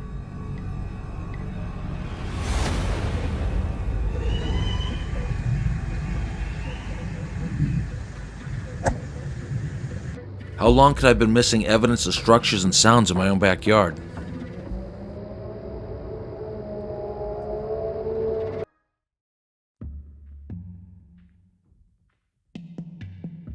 Throughout my life, I've had a UFO encounter. I've witnessed paranormal activity in my own house, but I've never seen a Bigfoot. Whether jumping on a hot lead, narrowing down my own research area, or meeting the right person to bring me to the right place where Bigfoot is said to show itself, I need to put myself in the best possible position to have a Bigfoot or cryptid encounter of my very own. But where do I go? Who can I trust? We were prepared to jump on a lead in Henniker only to find the witness misleading and contradictory. After our initial visit, other researchers debunked his supposed evidence. It was nothing more than a stump squatch. I'm not calling foul, but I don't see anything on your side of the river.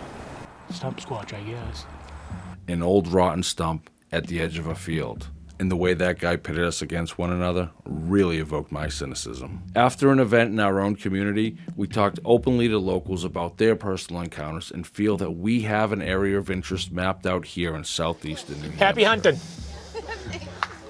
Once again, the kids are all over it. They're pointing to woods devils. Maybe there's a connection between the two that we're missing. And they're in your backyard. Yeah. Something's going on with, it's not Bigfoot, it's woods devils. Here, nestled between Route 101 to the south and US Route 4 to the north, there's an expanse of land that contains multiple state parks, town forests, conservation lands, making it the last tract of land in southern New Hampshire left somewhat natural. This area is interconnected with private lands, lakes, rivers, quiet country roads, and power lines. Sometimes walking through these lowlands can be like walking through a jungle. Vegetation is dense, even though it's early spring. Take a look around me. You're not gonna make a lot of time quickly unless you have a game trail or a bushwhack trail to your advantage. I've been hunting in these woods for a number of years, and I always come across a few things that are questionable.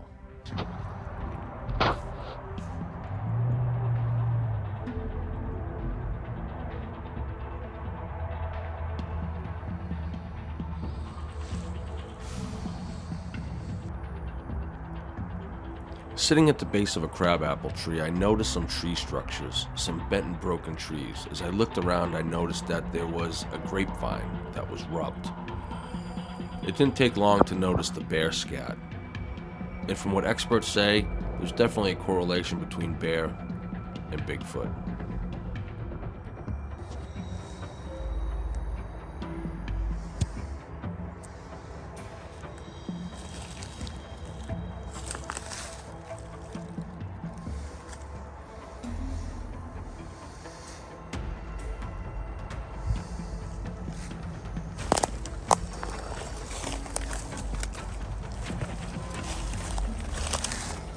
When you come across places like this, it's not hard to think, is that a Squatch den?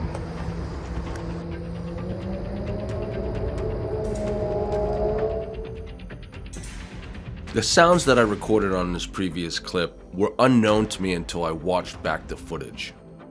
Oftentimes, researchers will record everything and then listen for hours afterward and find those anomalies and try to make sense of it. Since the road wasn't too far away, I have my suspicions that that sound was actually from a motorcycle. New Hampshire is known for its lush woods, especially here in these lowland river valleys. The vegetation is as thick as it can be anywhere. So when you walk down a riverbed like this, it makes travel from A to B a lot easier. We find these types of riverbeds all throughout New Hampshire. And it's my suspicion that cryptids and wildlife use these waterways to get around. I am here up in the White Mountains and I'm checking out this river valley. And it's a lot like many other places here in New Hampshire, whether it's in the White Mountains or in the Suncook Valley. What we see is these rivers meandering through these valleys, depositing stone and sand as they go. But it's pretty open, and as opposed to the thick woods that you see all around us, much easier to traverse through here than it is through thick forest and game trails.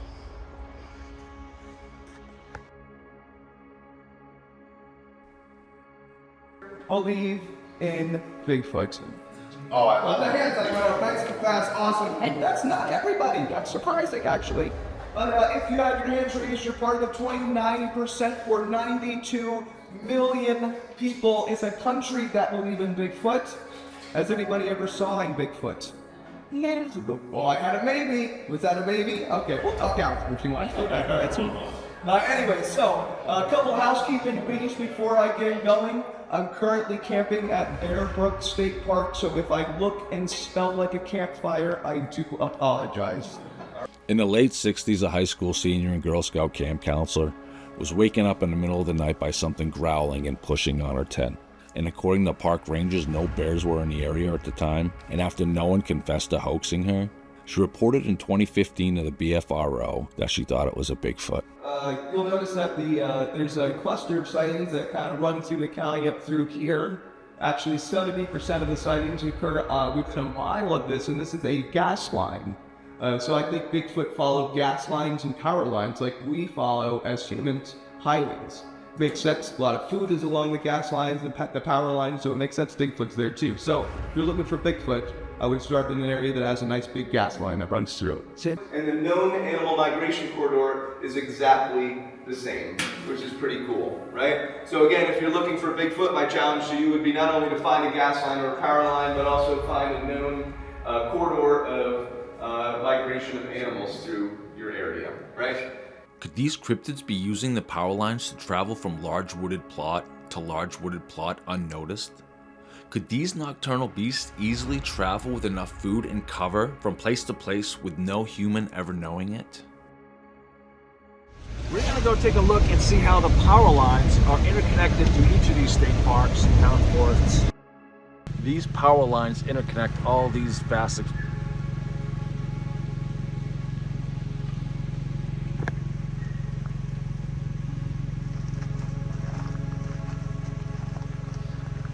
got a crazy noise. I'm out here in Nottingham, New Hampshire, and as you can see, these power lines go on for miles and miles and miles. And they actually interconnect state parks, conservation lands here in southern New Hampshire. Lots of food sources along the way too. Grapes, berries, white oak.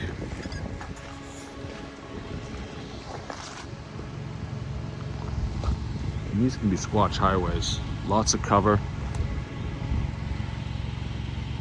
Lots of concealment. Very easy to access these trails.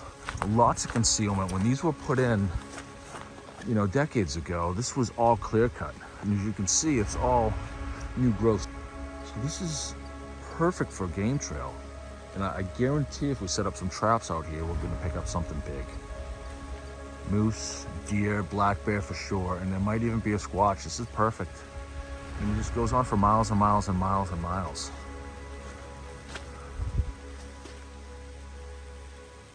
There's no reason a squatch wouldn't use this as a superhighway.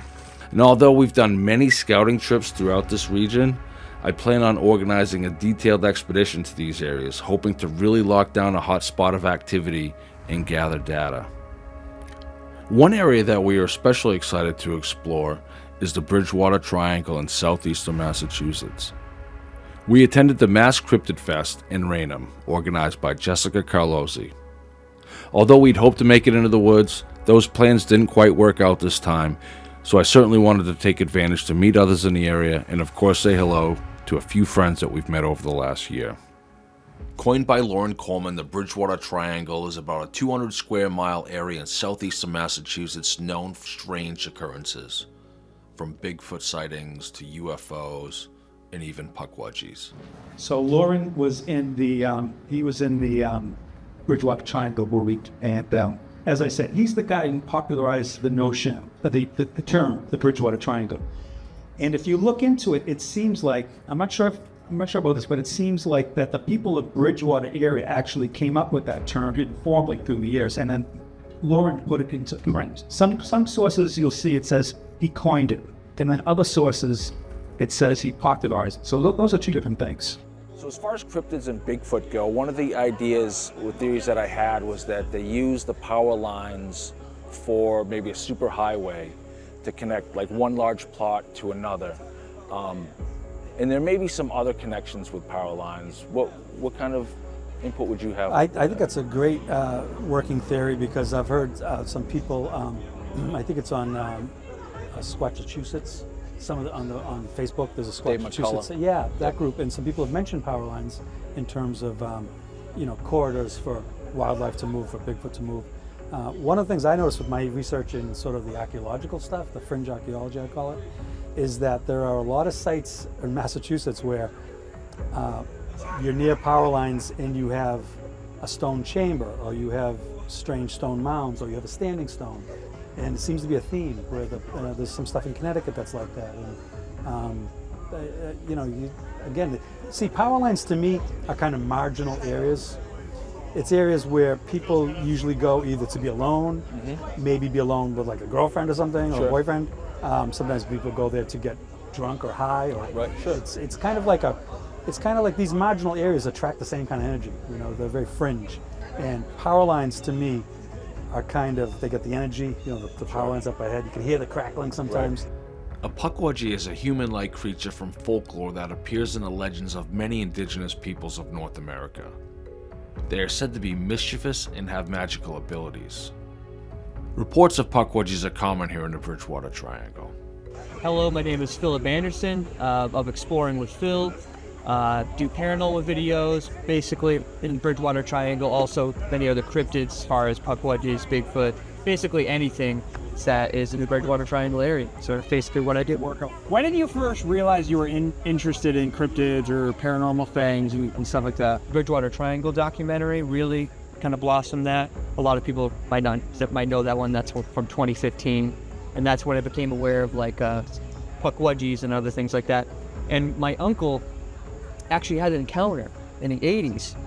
And at the time when he described this creature that he saw that jumped in front of the car, ran across, he described it as like a little troll-like creature, 2 to 3 foot tall, completely covered in hair. He's about to hit it with his car, then it just vanishes in front of his eyes. And so later on, after seeing the Bridgewater Triangle documentary all those years later, kind of put 2 and 2 together. It's like, oh my God, my uncle saw a Pukwudgie in the early 80s before people even knew what Pukwudgies were. It wasn't like a common household thing. So I took the chance to sit down with Richie and Adam to discuss Hanukkah and how it's changed our perspective of the Bigfoot community. Of skepticism and cynicism in the Bigfoot community. Oof, that's a good question. You got good questions. Is this why you keep him around? Loren Coleman says you should be skeptical. You should come at everything with a healthy amount of skepticism, because you can't just take everybody's word for granted, right? I've interviewed a lot of people that, to be honest with you, their stories are just plain fake. And it's obvious because it doesn't match anything common to, you know, typical Bigfoot stories. They often change details as the story goes. 1 minute it's 50 feet away, 1 minute it's 80 feet away. It's, you know, people make things up. So I think a healthy degree of skepticism is always super important. A lot of people hear vocalizations, right? And I don't doubt that. A lot of people hear tree knocks, but face-to-face encounters are very few and far between in the Bigfoot space. I agree. So if you are telling me that you've seen Bigfoot, I'm going to be skeptical because not many people do. But are you going to be cynical? Cynical? Skeptical, always be skeptical. Cynicism, have respect. But if people don't have respect for you, feel free to be cynical.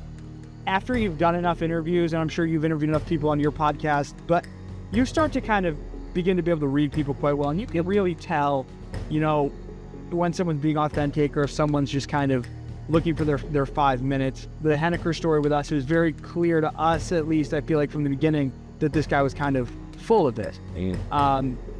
So you get good at reading people and trying to figure out personalities and matching up stories. And I agree a lot with what you said. Skeptical is, you know, fine. We need skeptics on everything we do. They are our balance. Yeah. 100% checks and balances. The whole world needs it. Definitely this field needs it. It helps a lot. I encourage skeptics to come out with me. Even Wojo was a hunter, maybe not necessarily a skeptic, but he was someone that truly he was interested but didn't know or believe. And he saw for himself. I didn't point and say, see, I'm trying to explain this to you, guy. Pay attention. You know what I mean? Like, yeah, you know, it wasn't like that. Cynical, you know, right there, don't do it. There's no need for any of that bullshit. Like the Hanukkah stuff, you know what I mean? We got into the Hanukkah stuff, and I didn't like a lot that went on with the Hanukkah stuff. I didn't like it with you. I didn't like it with you. I didn't think the communications was enough. I didn't think it was as true as they were supposed to be. I didn't think they were as accurate as we agreed upon, but he lied a lot of it too. I didn't want to shit on the kid. I wanted to still protect him and get him out of that situation. I don't want to be part of that big. Right. So when everybody saw a stump squatch and you know, started pissing buckets, like, you know, Jesus Christ just stepped on water in front of you, and everybody was like, oh, no, hands went up, and oh, we're going to do this, let's do this. Oh, I have an idea, let's do this. You know, none of that should have happened. The kid found the BFRO. Steve's coming. He's already coming. Yeah, I knew he was. Yeah. Fuck. Well, no, yeah, right. As soon as I found out Kulls was going out there, I just kind of lost interest, and I told Zach, I'm not driving to 2.5 hours on a Sunday afternoon. So I had just kind of, and I told Mike, I'm not coming up Sunday. And I actually thought you weren't coming up either. You're like, I'm done with this. I'm not being because I had to back off it. It was frustrating. No, I know. And I think we all felt like that. Once he entered, everybody kind of went different ways, and I'm sitting there you left me with the liar. But did we or did we not learn that's the part of the Bigfoot world we don't want to live in? Oh, absolutely. 100%. This is much better, right? Stop lying to me. He goes, what? I said, stop lying to me. And I was right up in his grill, and I said, I'm done with you lying to me. I don't care about that. And I looked at his wife and I said, he's going to get you and your family all tied up in something you don't want to be tied up in. So I believe that kid has been out there by himself and gotten himself into situations where he was freaked out scared. And that's what gave him the idea to do what he did. To the point now, what I want to say to you is, why don't you put your boots on with me and come hit my secret locations, my backyard. All right. And I will explain to you how I found where I am today, 2 miles away from my house. We followed structures, we followed prints, we measured prints. There's a 17-inch, a 14-inch, and a 16. We know there's a family. These are the prints that we keep finding, and it's led us. And I think that would be something that would be very beneficial to the relationship, which we should have. And I think it would be beneficial to the research, and it would be very beneficial, I think, to your documentary. Yeah. And it will just put all that crap behind us. Because even since then, you and I have had something back here we needed to talk about, and we haven't talked about it. But we just did, so I'm good. Look what happened over a stump squatch. I know. Filtering through accounts can be daunting. To stay objective, it's important to be skeptical of everything. Make sure to explore all known options, leave no stone unturned, and rule out what can easily be debunked. You need to be skeptical of people and the evidence they provide you. The challenge of being skeptical is to avoid cynicism. Condescension, ridicule, and unsupportive criticism can ruin networks, teams, and even communities. And it's everywhere, not just in the Bigfoot space. Skepticism is healthy, but cynicism is toxic. After we left the Bridgewater Triangle, I got a message from a hunter. But something was different about this. I didn't know quite what to make of it. The hunter was near Littleton, New Hampshire. He told me that he was in his tree stand bow hunting, and he had been for a few hours. He noticed that the wildlife began to panic on the forest floor. This, of course, put him on alert. Looking down from his tree stand, he was expecting to find another hunter. But instead of seeing a hunter or a bear, he saw a tall, slender figure with broad shoulders and thin hips, about 7 feet tall, with what seemed to be pointed ears on its head. It crept forward, lurking from behind the trees. He reached out to me privately, and this is how his message read. So I was in my tree stand at about 6:15 and I heard something coming in. At this time, I only had about 7 minutes of daylight and legal shooting left. At first, I thought it was a deer until it got closer to me. I noticed it was walking off. When it got about 20 yards from me, it stopped. Then it started walking again, but around me. It stayed just out of the sight of me in the woods, which at that point had become fully dark out, and then it circled around me again. At this point, I turned my flashlight, trying to follow the footsteps to catch a glimpse of what it was. When I got about halfway around, I saw something and I swung back the flashlight. It was behind a large fir tree, and what I saw was what all I can describe as a large furry animal. And the scariest part was that it was on 2 legs. Now, it looked to me like it had just turned its back to walk away. It was either black or dark brown. It was thin at the bottom and wide at the top. Its shoulders were wide, and its ears were on the top of its head and pointy like a dog. It walked directly away from me, using the trees as cover. Then walked again behind my tree stand, and it stopped.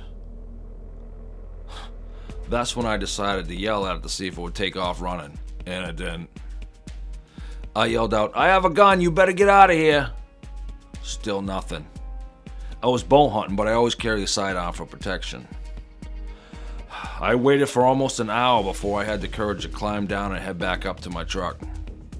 I've been deer hunting my whole life and never seen anything like this. I've never felt that kind of fear in my entire life.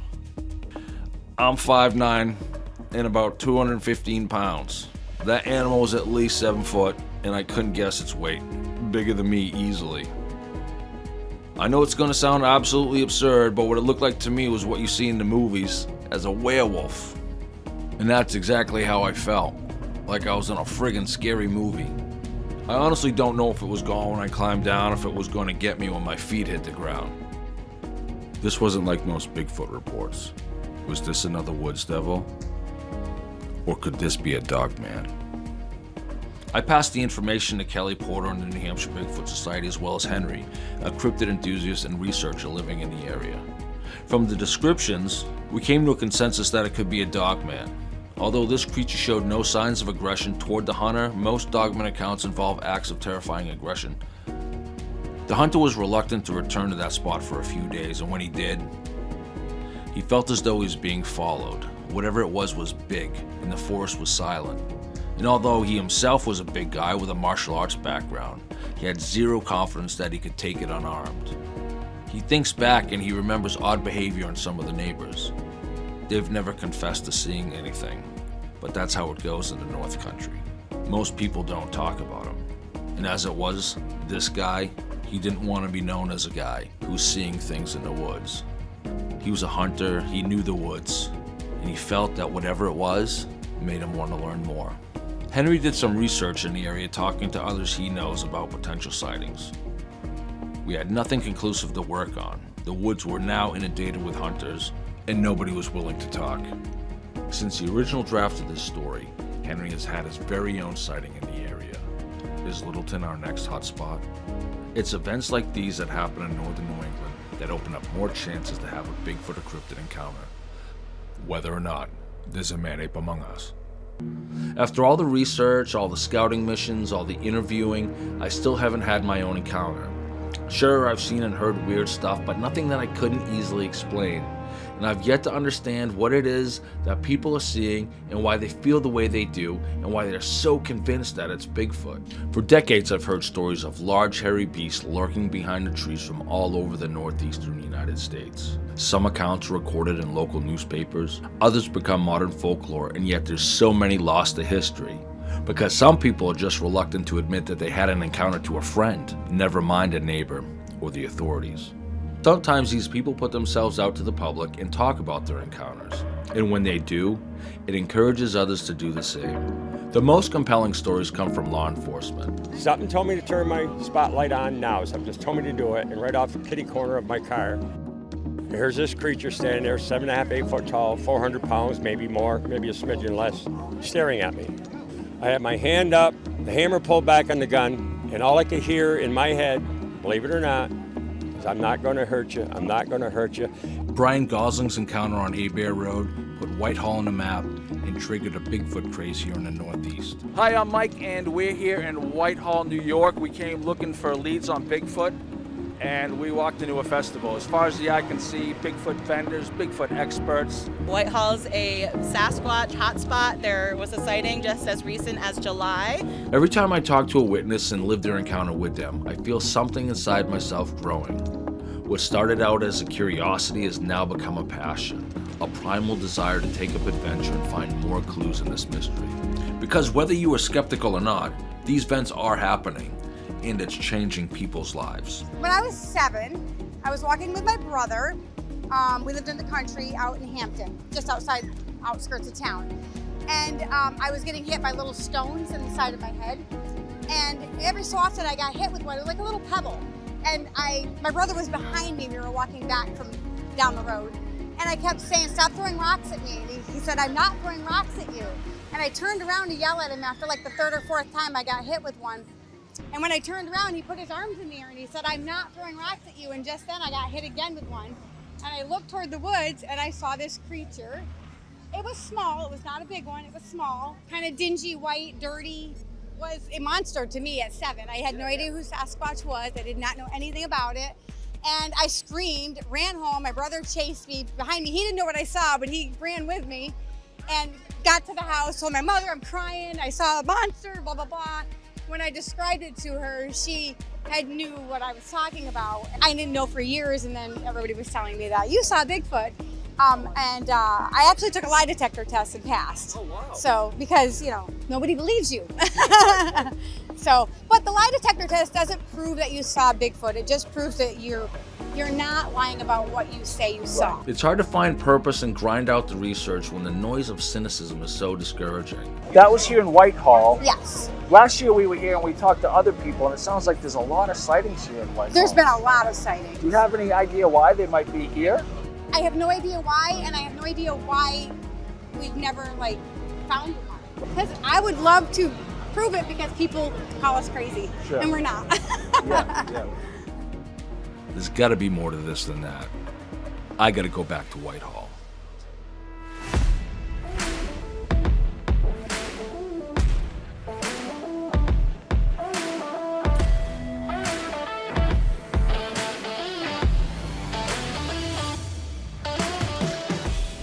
We're going to Whitehall for the second time in a row. We're going to have a blast. Can't wait to come around full circle at Whitehall. We've met a lot of cool people in the last year, and I hope to run into a lot of friends that we've met along the way. We're going to meet Steve Kulls, and we got something really cool planned where we started in Whitehall knowing absolutely nothing about Bigfoot. We're going back with not only a new perspective, but more questions.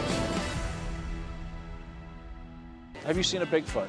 I have not seen a Bigfoot, but I have heard all the stories. I've watched there was like an episode of, I think, Finding Bigfoot on Whitehall. I remember we watched it in elementary school, so I'm very deeply into the culture. I'm into the history. I've heard it all. That's awesome. Yes.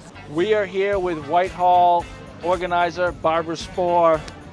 All I have to say is, what did you do? I don't know. This wasn't this big last year when we met you, and it's incredible. Yeah, the festival's about 25% bigger this year. It's amazing. It is really incredible. You know, it's awesome to hear from all the people who come back year after year. I honestly think, people are giving me props, but I really think it's the people that are making this festival what it is. Yeah, so I give all the credit to the people, because, people come back year after year and they tell their friends. So they tell their friends and family, and then they come. I just heard someone went and picked up their family member from Montana who flew in here just for this. Oh, wow. Yeah, I've heard people are from Florida, the UK, really kind of everywhere across the country and even the globe, which is kind of awesome. It's a worldwide event now. Yeah. That's Yeah. amazing. We started coming up last year just to get into the Bigfoot community. I didn't really know much about it other than bumper stickers and coffee mugs, right? And I come here, I learn about, we talk to you, learn about the festival, learn about Brian Goslin's story, and Paul told us about more stories, and we meet more people with more stories. Yeah. And it blew my mind. It's alive and well. This festival makes a believer out of Definitely. any skeptic, I think. There's just so much fun energy surrounding this topic in general. And there's so much compelling research evidence that, from our researchers, and just hearing their stories and hearing everyone's story. Everyone here, maybe not everyone, but a lot of people here have a story to tell. Yeah. Actually just ran into a friend of mine at one of the booths here. She was like, I've never said anything to anyone, and it just came out of my mouth that I saw a Bigfoot one day. And I was like, what better place to let that come out than at the Sasquatch Festival, yes. So it's such a great environment. I mean, obviously you can feel the energy here, and it's just so positive and cool, and it just makes you want to believe that there's more. It's a welcoming vibe too, and that might have to be that small town community that you guys have here, but it's like we come in and we kind of, it's nice. It's a good feeling, kind of feel at home. I'm so glad you feel that way. We work really hard to kind of keep it community based, but for a larger audience. That's always been my goal. Is a lot of local organizations have gotten their start from this festival. They're able to raise money. They're able to start projects. So the fact that you feel that community feel, I mean, that makes it all worth it. And we're trying to bring it back to New England and have fun. So I want to thank you from the bottom of my heart for being part and doing whatever you did to help make this happen. Thank you, because it's so much fun. I appreciate that very, very much. It takes a village. It takes a lot of helping hands. We've had a lot more volunteers come on this year. It just wouldn't be possible without really all of the people who helped make it happen. I remember coming to the first Sasquatch Festival when it was like this little cardboard cutout picture frame, and then it was a mini calling contest, and then the next year it slightly got bigger. And then in 2019, I actually volunteered for the festival because I was a part of Honor Society. So I needed some hours, and I knew Barb from volunteering before. And there was 40 vendors at the time, and I was like, oh my gosh, this seems so much more bigger than what it was at one point, which is crazy to think that we thought that was big. Barb has been so great about being you know, you're not doing something that you're told you have to do. She's like, you want to work on branding, like you can work on branding, which is just having something so versatile has been really awesome. How you doing, Mike? I'm good, man. How are you? Good seeing you again. We saw you a Likewise. couple weeks ago and over the summer, so for us it's great coming here and seeing familiar faces. Oh, sure. First year here, and what a great festival. Cool. You know, nothing better than something that's all about Bigfoot. I was surprised to hear that Bigfoot is actually here in Whitehall or around, so we don't have to go to the West Coast to find Bigfoot. Sure. And we were just talking, you think it's right here in the Northeast? Oh yeah, yeah. Just as much potential, I think, as the West Coast too. We just have a quieter audience, I think. You know, not as many people speak about it, and you know, we don't know why that is or whatever. Yeah, until you start prodding, you're not going to get the stories that you might, you know, in some of the other parts of the country. It's kind of interesting that the discoveries start happening on the West Coast, where we have reports from the 1800s around here. Yeah. Right, and so those shouldn't be dismissed by any means, right? Right. And yeah. the fact that they continue up to present day means that there's probably something to it.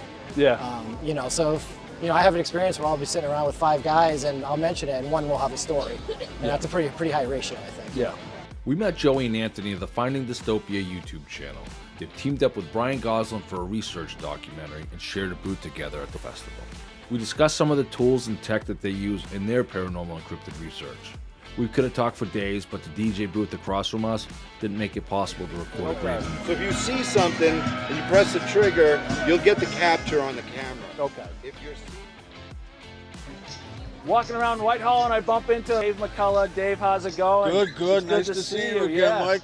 So, Nice what do you to- think of today? It's a beautiful day, huh? Oh, this turned out great. Like I was telling you earlier, it was fog and cloudy. 4 or 5 years ago, there was 30 people here. No vendors, no food trucks. And now it's just, they really made quite the festival out of this. Yeah, it's a great day. Yeah. The sun's out. People are having a great time. 20 years ago was my first time up here I went on a BFRO expedition. Get out with some great guys from around here. I've had a lot of activity, actually. I've seen some orbs, first time out with the BFRO. I come up a couple of years later on my own, got some interesting sounds, grunts. Just a great place. You can get lost out in these woods out here. It's so vast. Yeah, that's what's fun. We talk to people that are from here, and you know, a lot of people have had sightings or know somebody that's had a sighting. What do you think that makes Whitehall so special with Bigfoot? I think because it's right connected to the Adirondack Park, and it's like all these towns around here, very low population. It's safe. There's just farm after farm. If you drive around these roads, there's plenty of game, you see all kinds of animals. Because I'll be honest with you, Dave, when we first came up, we weren't sure about this Bigfoot thing. Is it real? Is it not? Is it a hoax? Is it just fun? But talking to people, especially somebody like Brian, who was in law enforcement, and even somebody else we just talked to said they took a polygraph, and they're being honest. They see something, and things are really happening. Right. His case really put Bigfoot on the East Coast map. Everything was out on the West Coast. When I first got into it, I thought the same thing. It's all around the country but New England. And once I read Paul Bartholomew, he's actually here with us too. His book, Monsters of the North Woods, but Brian Gosselin's case on Abear Road, for me, that sealed the deal. There were so many cops involved. And he told me some good stories on his own that afterwards they all met up at a diner, and guys that were there on the scene that saw it, they were denying it back at the diner. And one guy had a cup of coffee and his hand couldn't stop shaking. And I didn't see a thing. I didn't see nothing. I don't want to talk about it. And so you get people like that where they did see it, but they still deny it. Well, I think that's part of the story we learned last time, that Dan Gordon's partner, when he was on the force, he had his sighting. Yeah. His partner wouldn't come true. Right. But Dan was more than one. Right. We talked to Andy, who said, you know, kind of told us his side of the story, or what, you know, his brother. And from what he says, he took his brother's word for it. There's no reason he would have anything to lie, make it up, or any of that. So this is all really cool stuff. Yeah, I actually met Dan Gordon here. Before this thing took off, it was very low key and very convincing. Another one that his partner wouldn't get out of the car, and he just said, that wasn't a bear. So we bumped into Mike Fairmont in the shadow of the big red eye. here in Whitehall. We just ran into him last week in New Hampshire at a library. We're just event. butting into each That's other everywhere awesome. we go. I love it. So tell us a little bit about this place. Sure. Well, Whitehall is just the epicenter of Bigfoot activity here on the northeast eastern seaboard, and it's so great because look at all the people that it attracts. This is such a great event. You just can't, the weather is phenomenal. You cannot get a better day and a better place to celebrate Bigfoot than Whitehall, New York. Right? I love it. We're doing it. You know, bumping into people from all over the Northeast, and when I started this a year ago, I didn't think there was Bigfoot in the Northeast. I thought it was only in the Northwest Pacific. Yeah. And Brian Goslin told me otherwise. Sure. So it was cool to mix it up with him last year, get to learn a lot about Whitehall and a lot about what brings people here. And this event's growing. Yeah. You Every travel year. a lot through the Northeast and around the country. What do you see? Do you see a lot of enthusiasm? What do you kind of see in the Bigfoot community? Bigfoot is the next biggest thing. It really is. Everybody loves Bigfoot. It's such a cultural shock to everything. It's so everybody, you know, back in the day people didn't want to talk about Bigfoots or whatever, you know, it was such a taboo topic, right? Nowadays, look, I did 100 library presentations just last year looking for Bigfoot. If that doesn't show that Bigfoot is in the inn, then I don't know what does. And you must have had stories from each one of those events. Oh, everybody. Everybody. What's your favorite story? Man, my favorite story, it happened back, I believe it was in the early 1900s, but it was in Battle Mountain, Nevada, I think it was, and there was a wildfire, and there was a big fire. The wildland firefighters were all taking a break, right, and kind of sitting in like a little circle while they're, you know, whatever.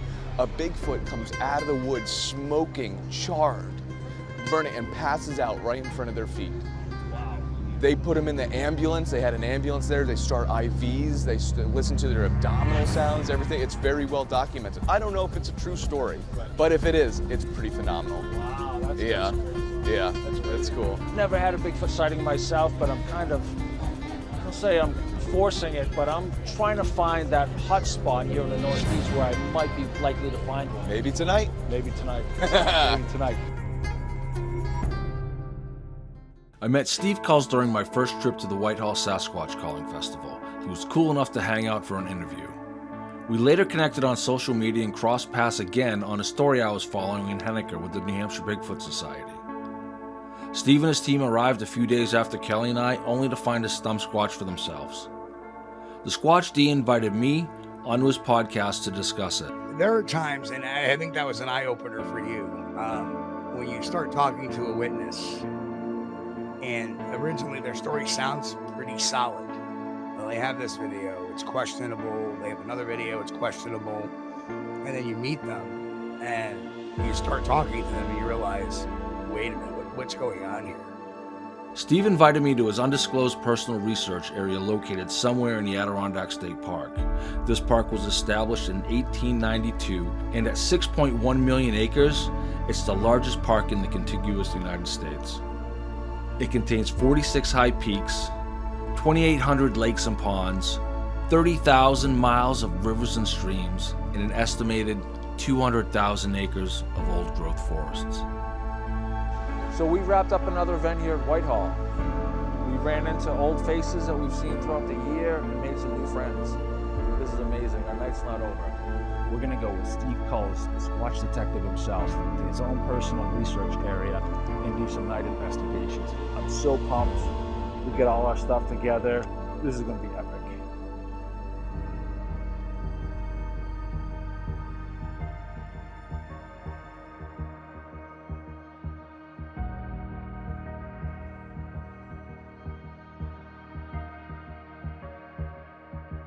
We are in Steve Kulls' Bigfoot convoy after the Whitehall Festival, headed to his research location in the Adirondacks. Trying to keep up, and we don't know where it is. Other than the fact that they have Cumbies and Dollar Generals, it feels like home, but we don't know where we're going. Mike, just keep following Pops. He knows where he's going now. Okay. She pulled out and back behind me, and I thought everybody was behind because I couldn't see shit. Yeah. So, but anyway, he knows where we are. He saw where I turned off. So he's bringing you all back to where I turned off. Okay, we got the green light, so we're headed that way. All right. Yeah, you should be here in a few minutes. Awesome. All right. Bye. They just did it UE. And they're going the way they can. We'll see what happens. We'll see if we'll get there in one piece. If we see a Bigfoot here in Whitehall, how are we going to process this? Are we going to suspect a hoax or a setup?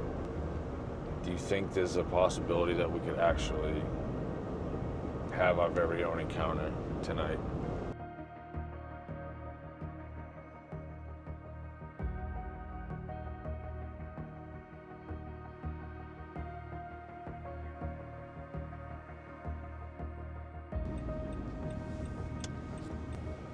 What is happening?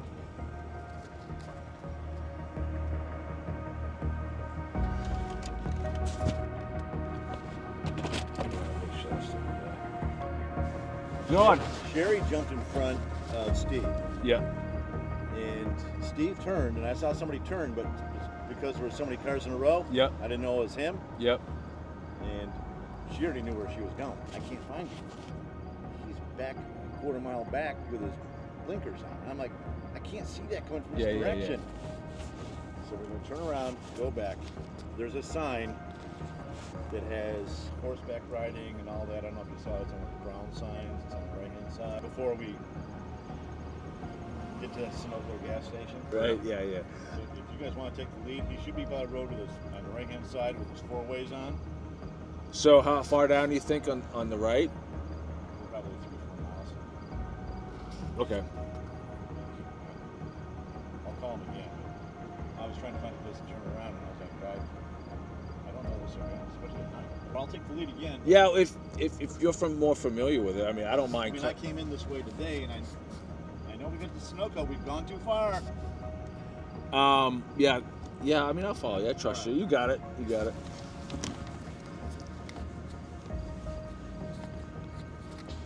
Turned around like twice, 3 times now. Oh, that's been our whole day, right? Has been taking detours and stuff. So Ben's gonna lead. All right, cool.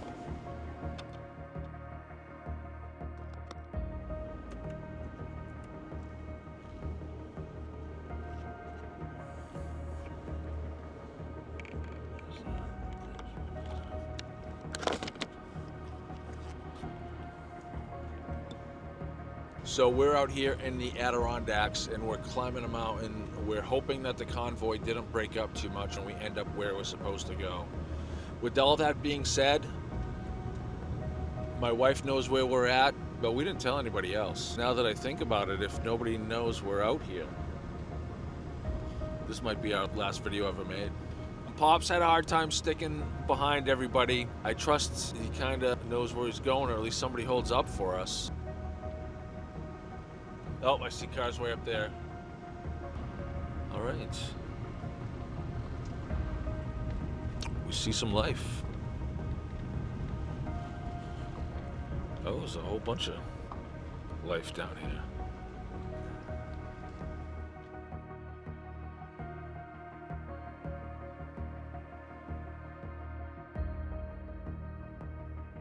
Well, you want them to go around?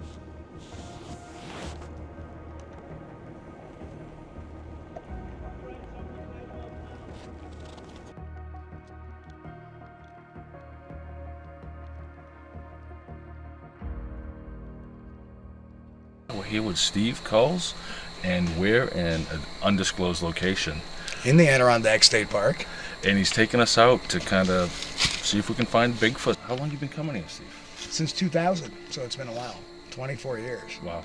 I was brought here originally by a couple that went off trail.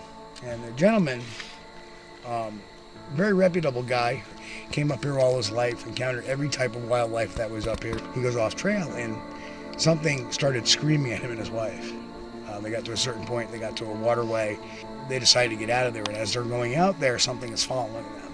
And they can see it out of the corner of their eye. It's moving tree to tree, dark, tall, making these screams. And, you know, he described it as they could feel it in his chest.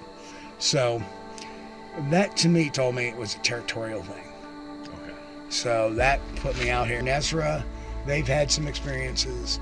I've had some vocalizations over the years at that point. And then finally in 2011, I had my first sighting in here. I was a little more towards the road a little bit. And there's a telephone pole up there, maybe about 125 feet. I had to go to my car to get batteries. I had a team in there, and we had been hearing things all night long, things moving in. We'd move out, it would proceed. I went to get batteries. We were on our break. Fire was going. Everybody was kind of chuckling a little bit.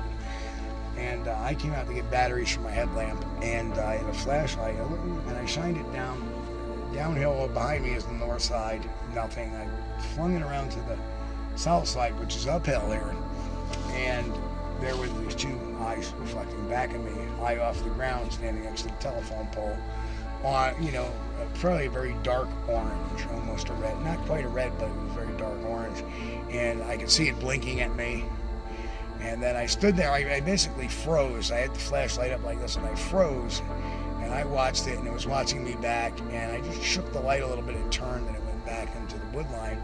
And as that's going on, the radio chirps and says, "Hey Steve, we got a lot of movement going to the southwest side of the camp," which, that's the southwest side. Yeah, I know, we get ops team out here now.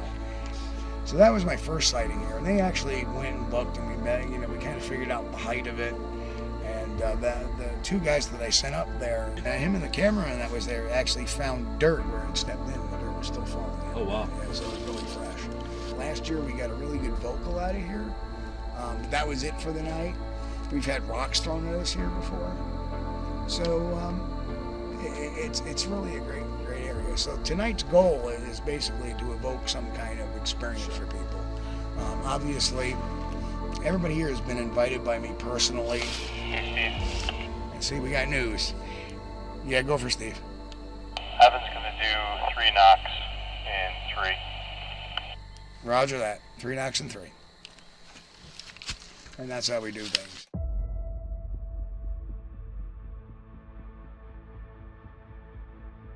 So we have all kinds of technologies we are trying to employ tonight just to capture something or get some kind of recording.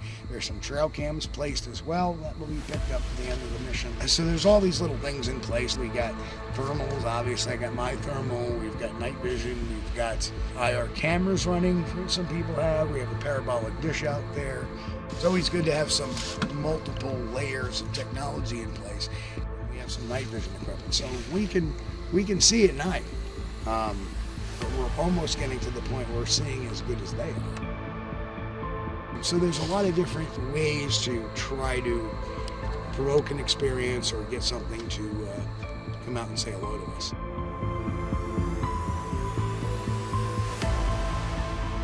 The springtime and like the summertime, you hear something like a rock or something fall, it's very clear in the snow. Here you gotta kind of really be on your toes about things. Right. But what you're looking for is that shuffle or that pattern of football, or you're getting something psh, psh, psh. Not necessarily something falling.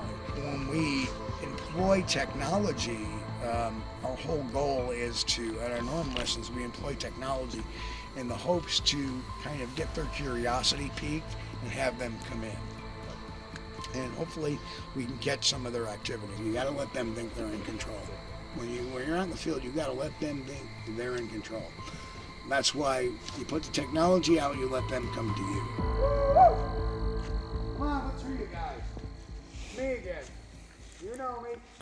Come on in, say hello.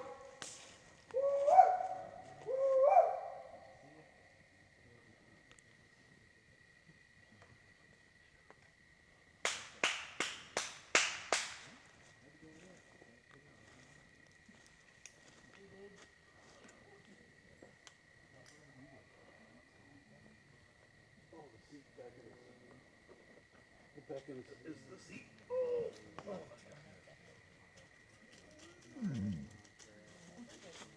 My shoes. I woke Chewy. If that's shoes there, then who the hell's over there?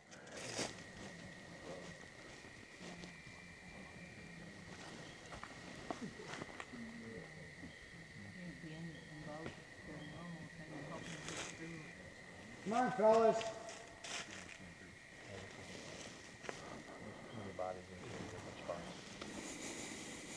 A lot of pressure. No, it's not this.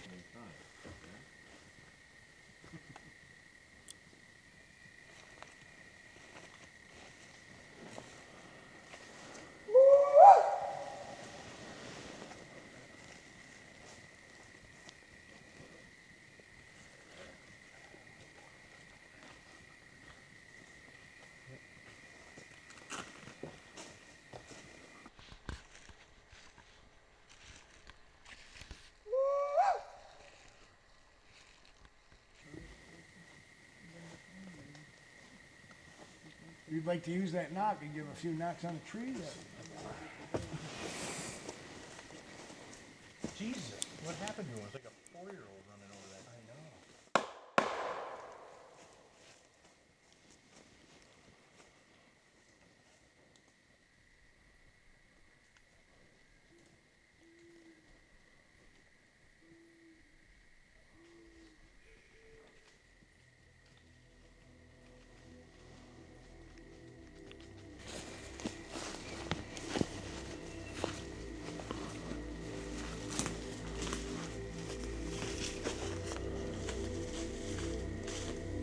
While Steve and his crew were hopeful, we found no evidence of Bigfoot that night.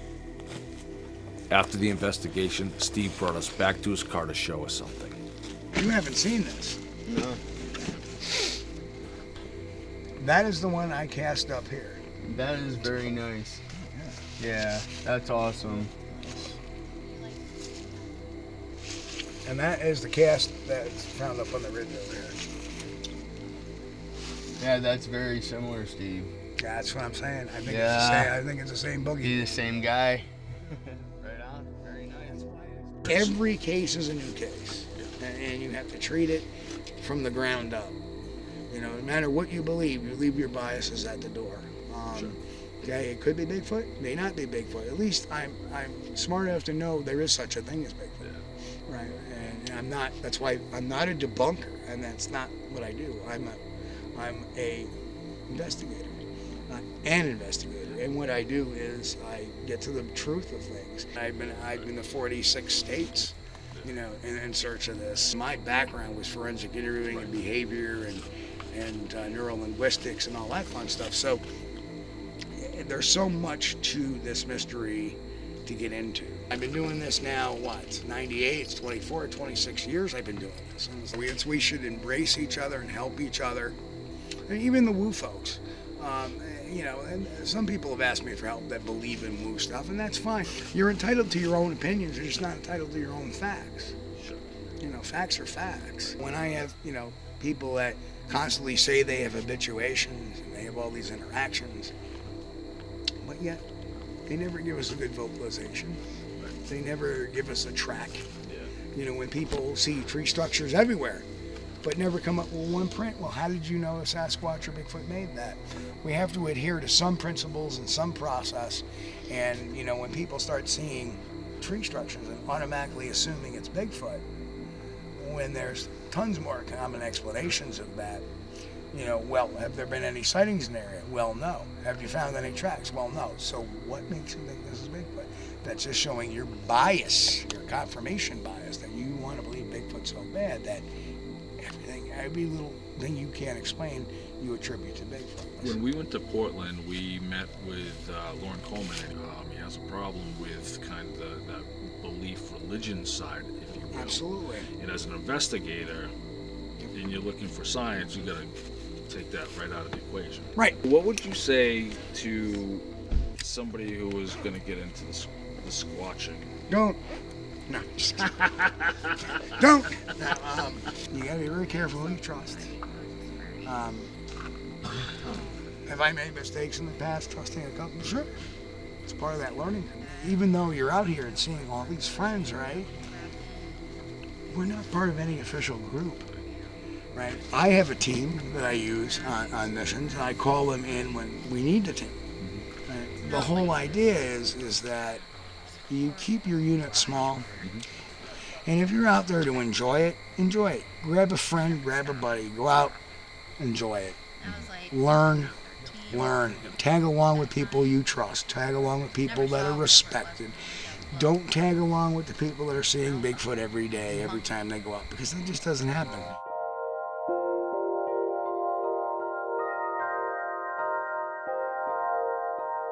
I think a lot of people think that Bigfoot will actually walk out of the clouds, walk out of the fog, walk through a slit in the time-space continuum. I don't know that I can wrap my brain around that. It's not because I'm stupid.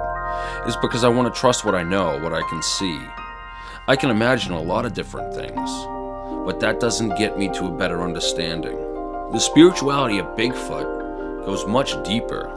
People start coming together, they start having events, it's in podcasts, it's in social media, it's everywhere. I've heard these stories for the last year and a half now. These stories, these encounters are not something to be laughed at. And it's easy to be cynical from the outside, not having an encounter or not knowing somebody that had an encounter. When you start actually sitting and talking with people and listening to them and being empathetic and open to their experience, it'll make you change the way you feel about a lot of things.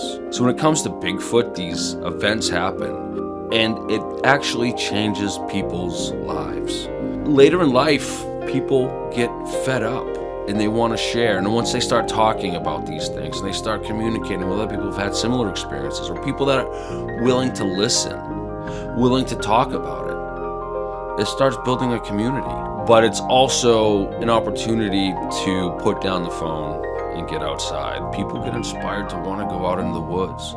And whatever it was they saw, it changed their life so much that they want to keep looking for it. That's who we are. These are the things that keep us driven. And this is the spirituality, much like a religion or a patriotism. This is like that. This is where, to me, Bigfoot's a spirit. It's an idea that anything is possible and that there's a lot about this universe that we don't know.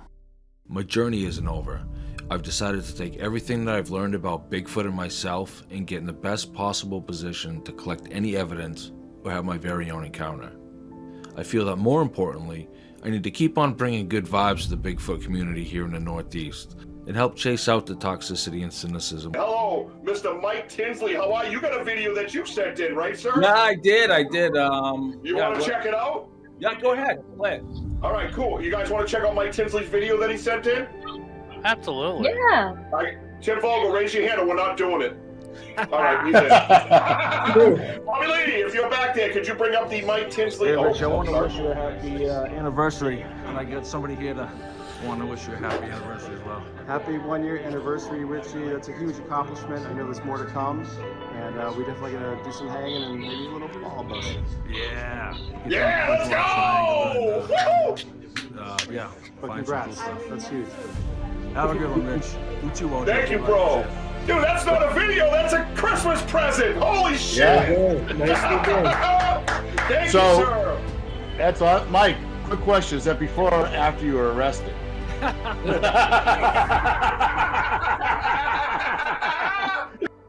Because only if we work together will we find out if there's a man ape among us.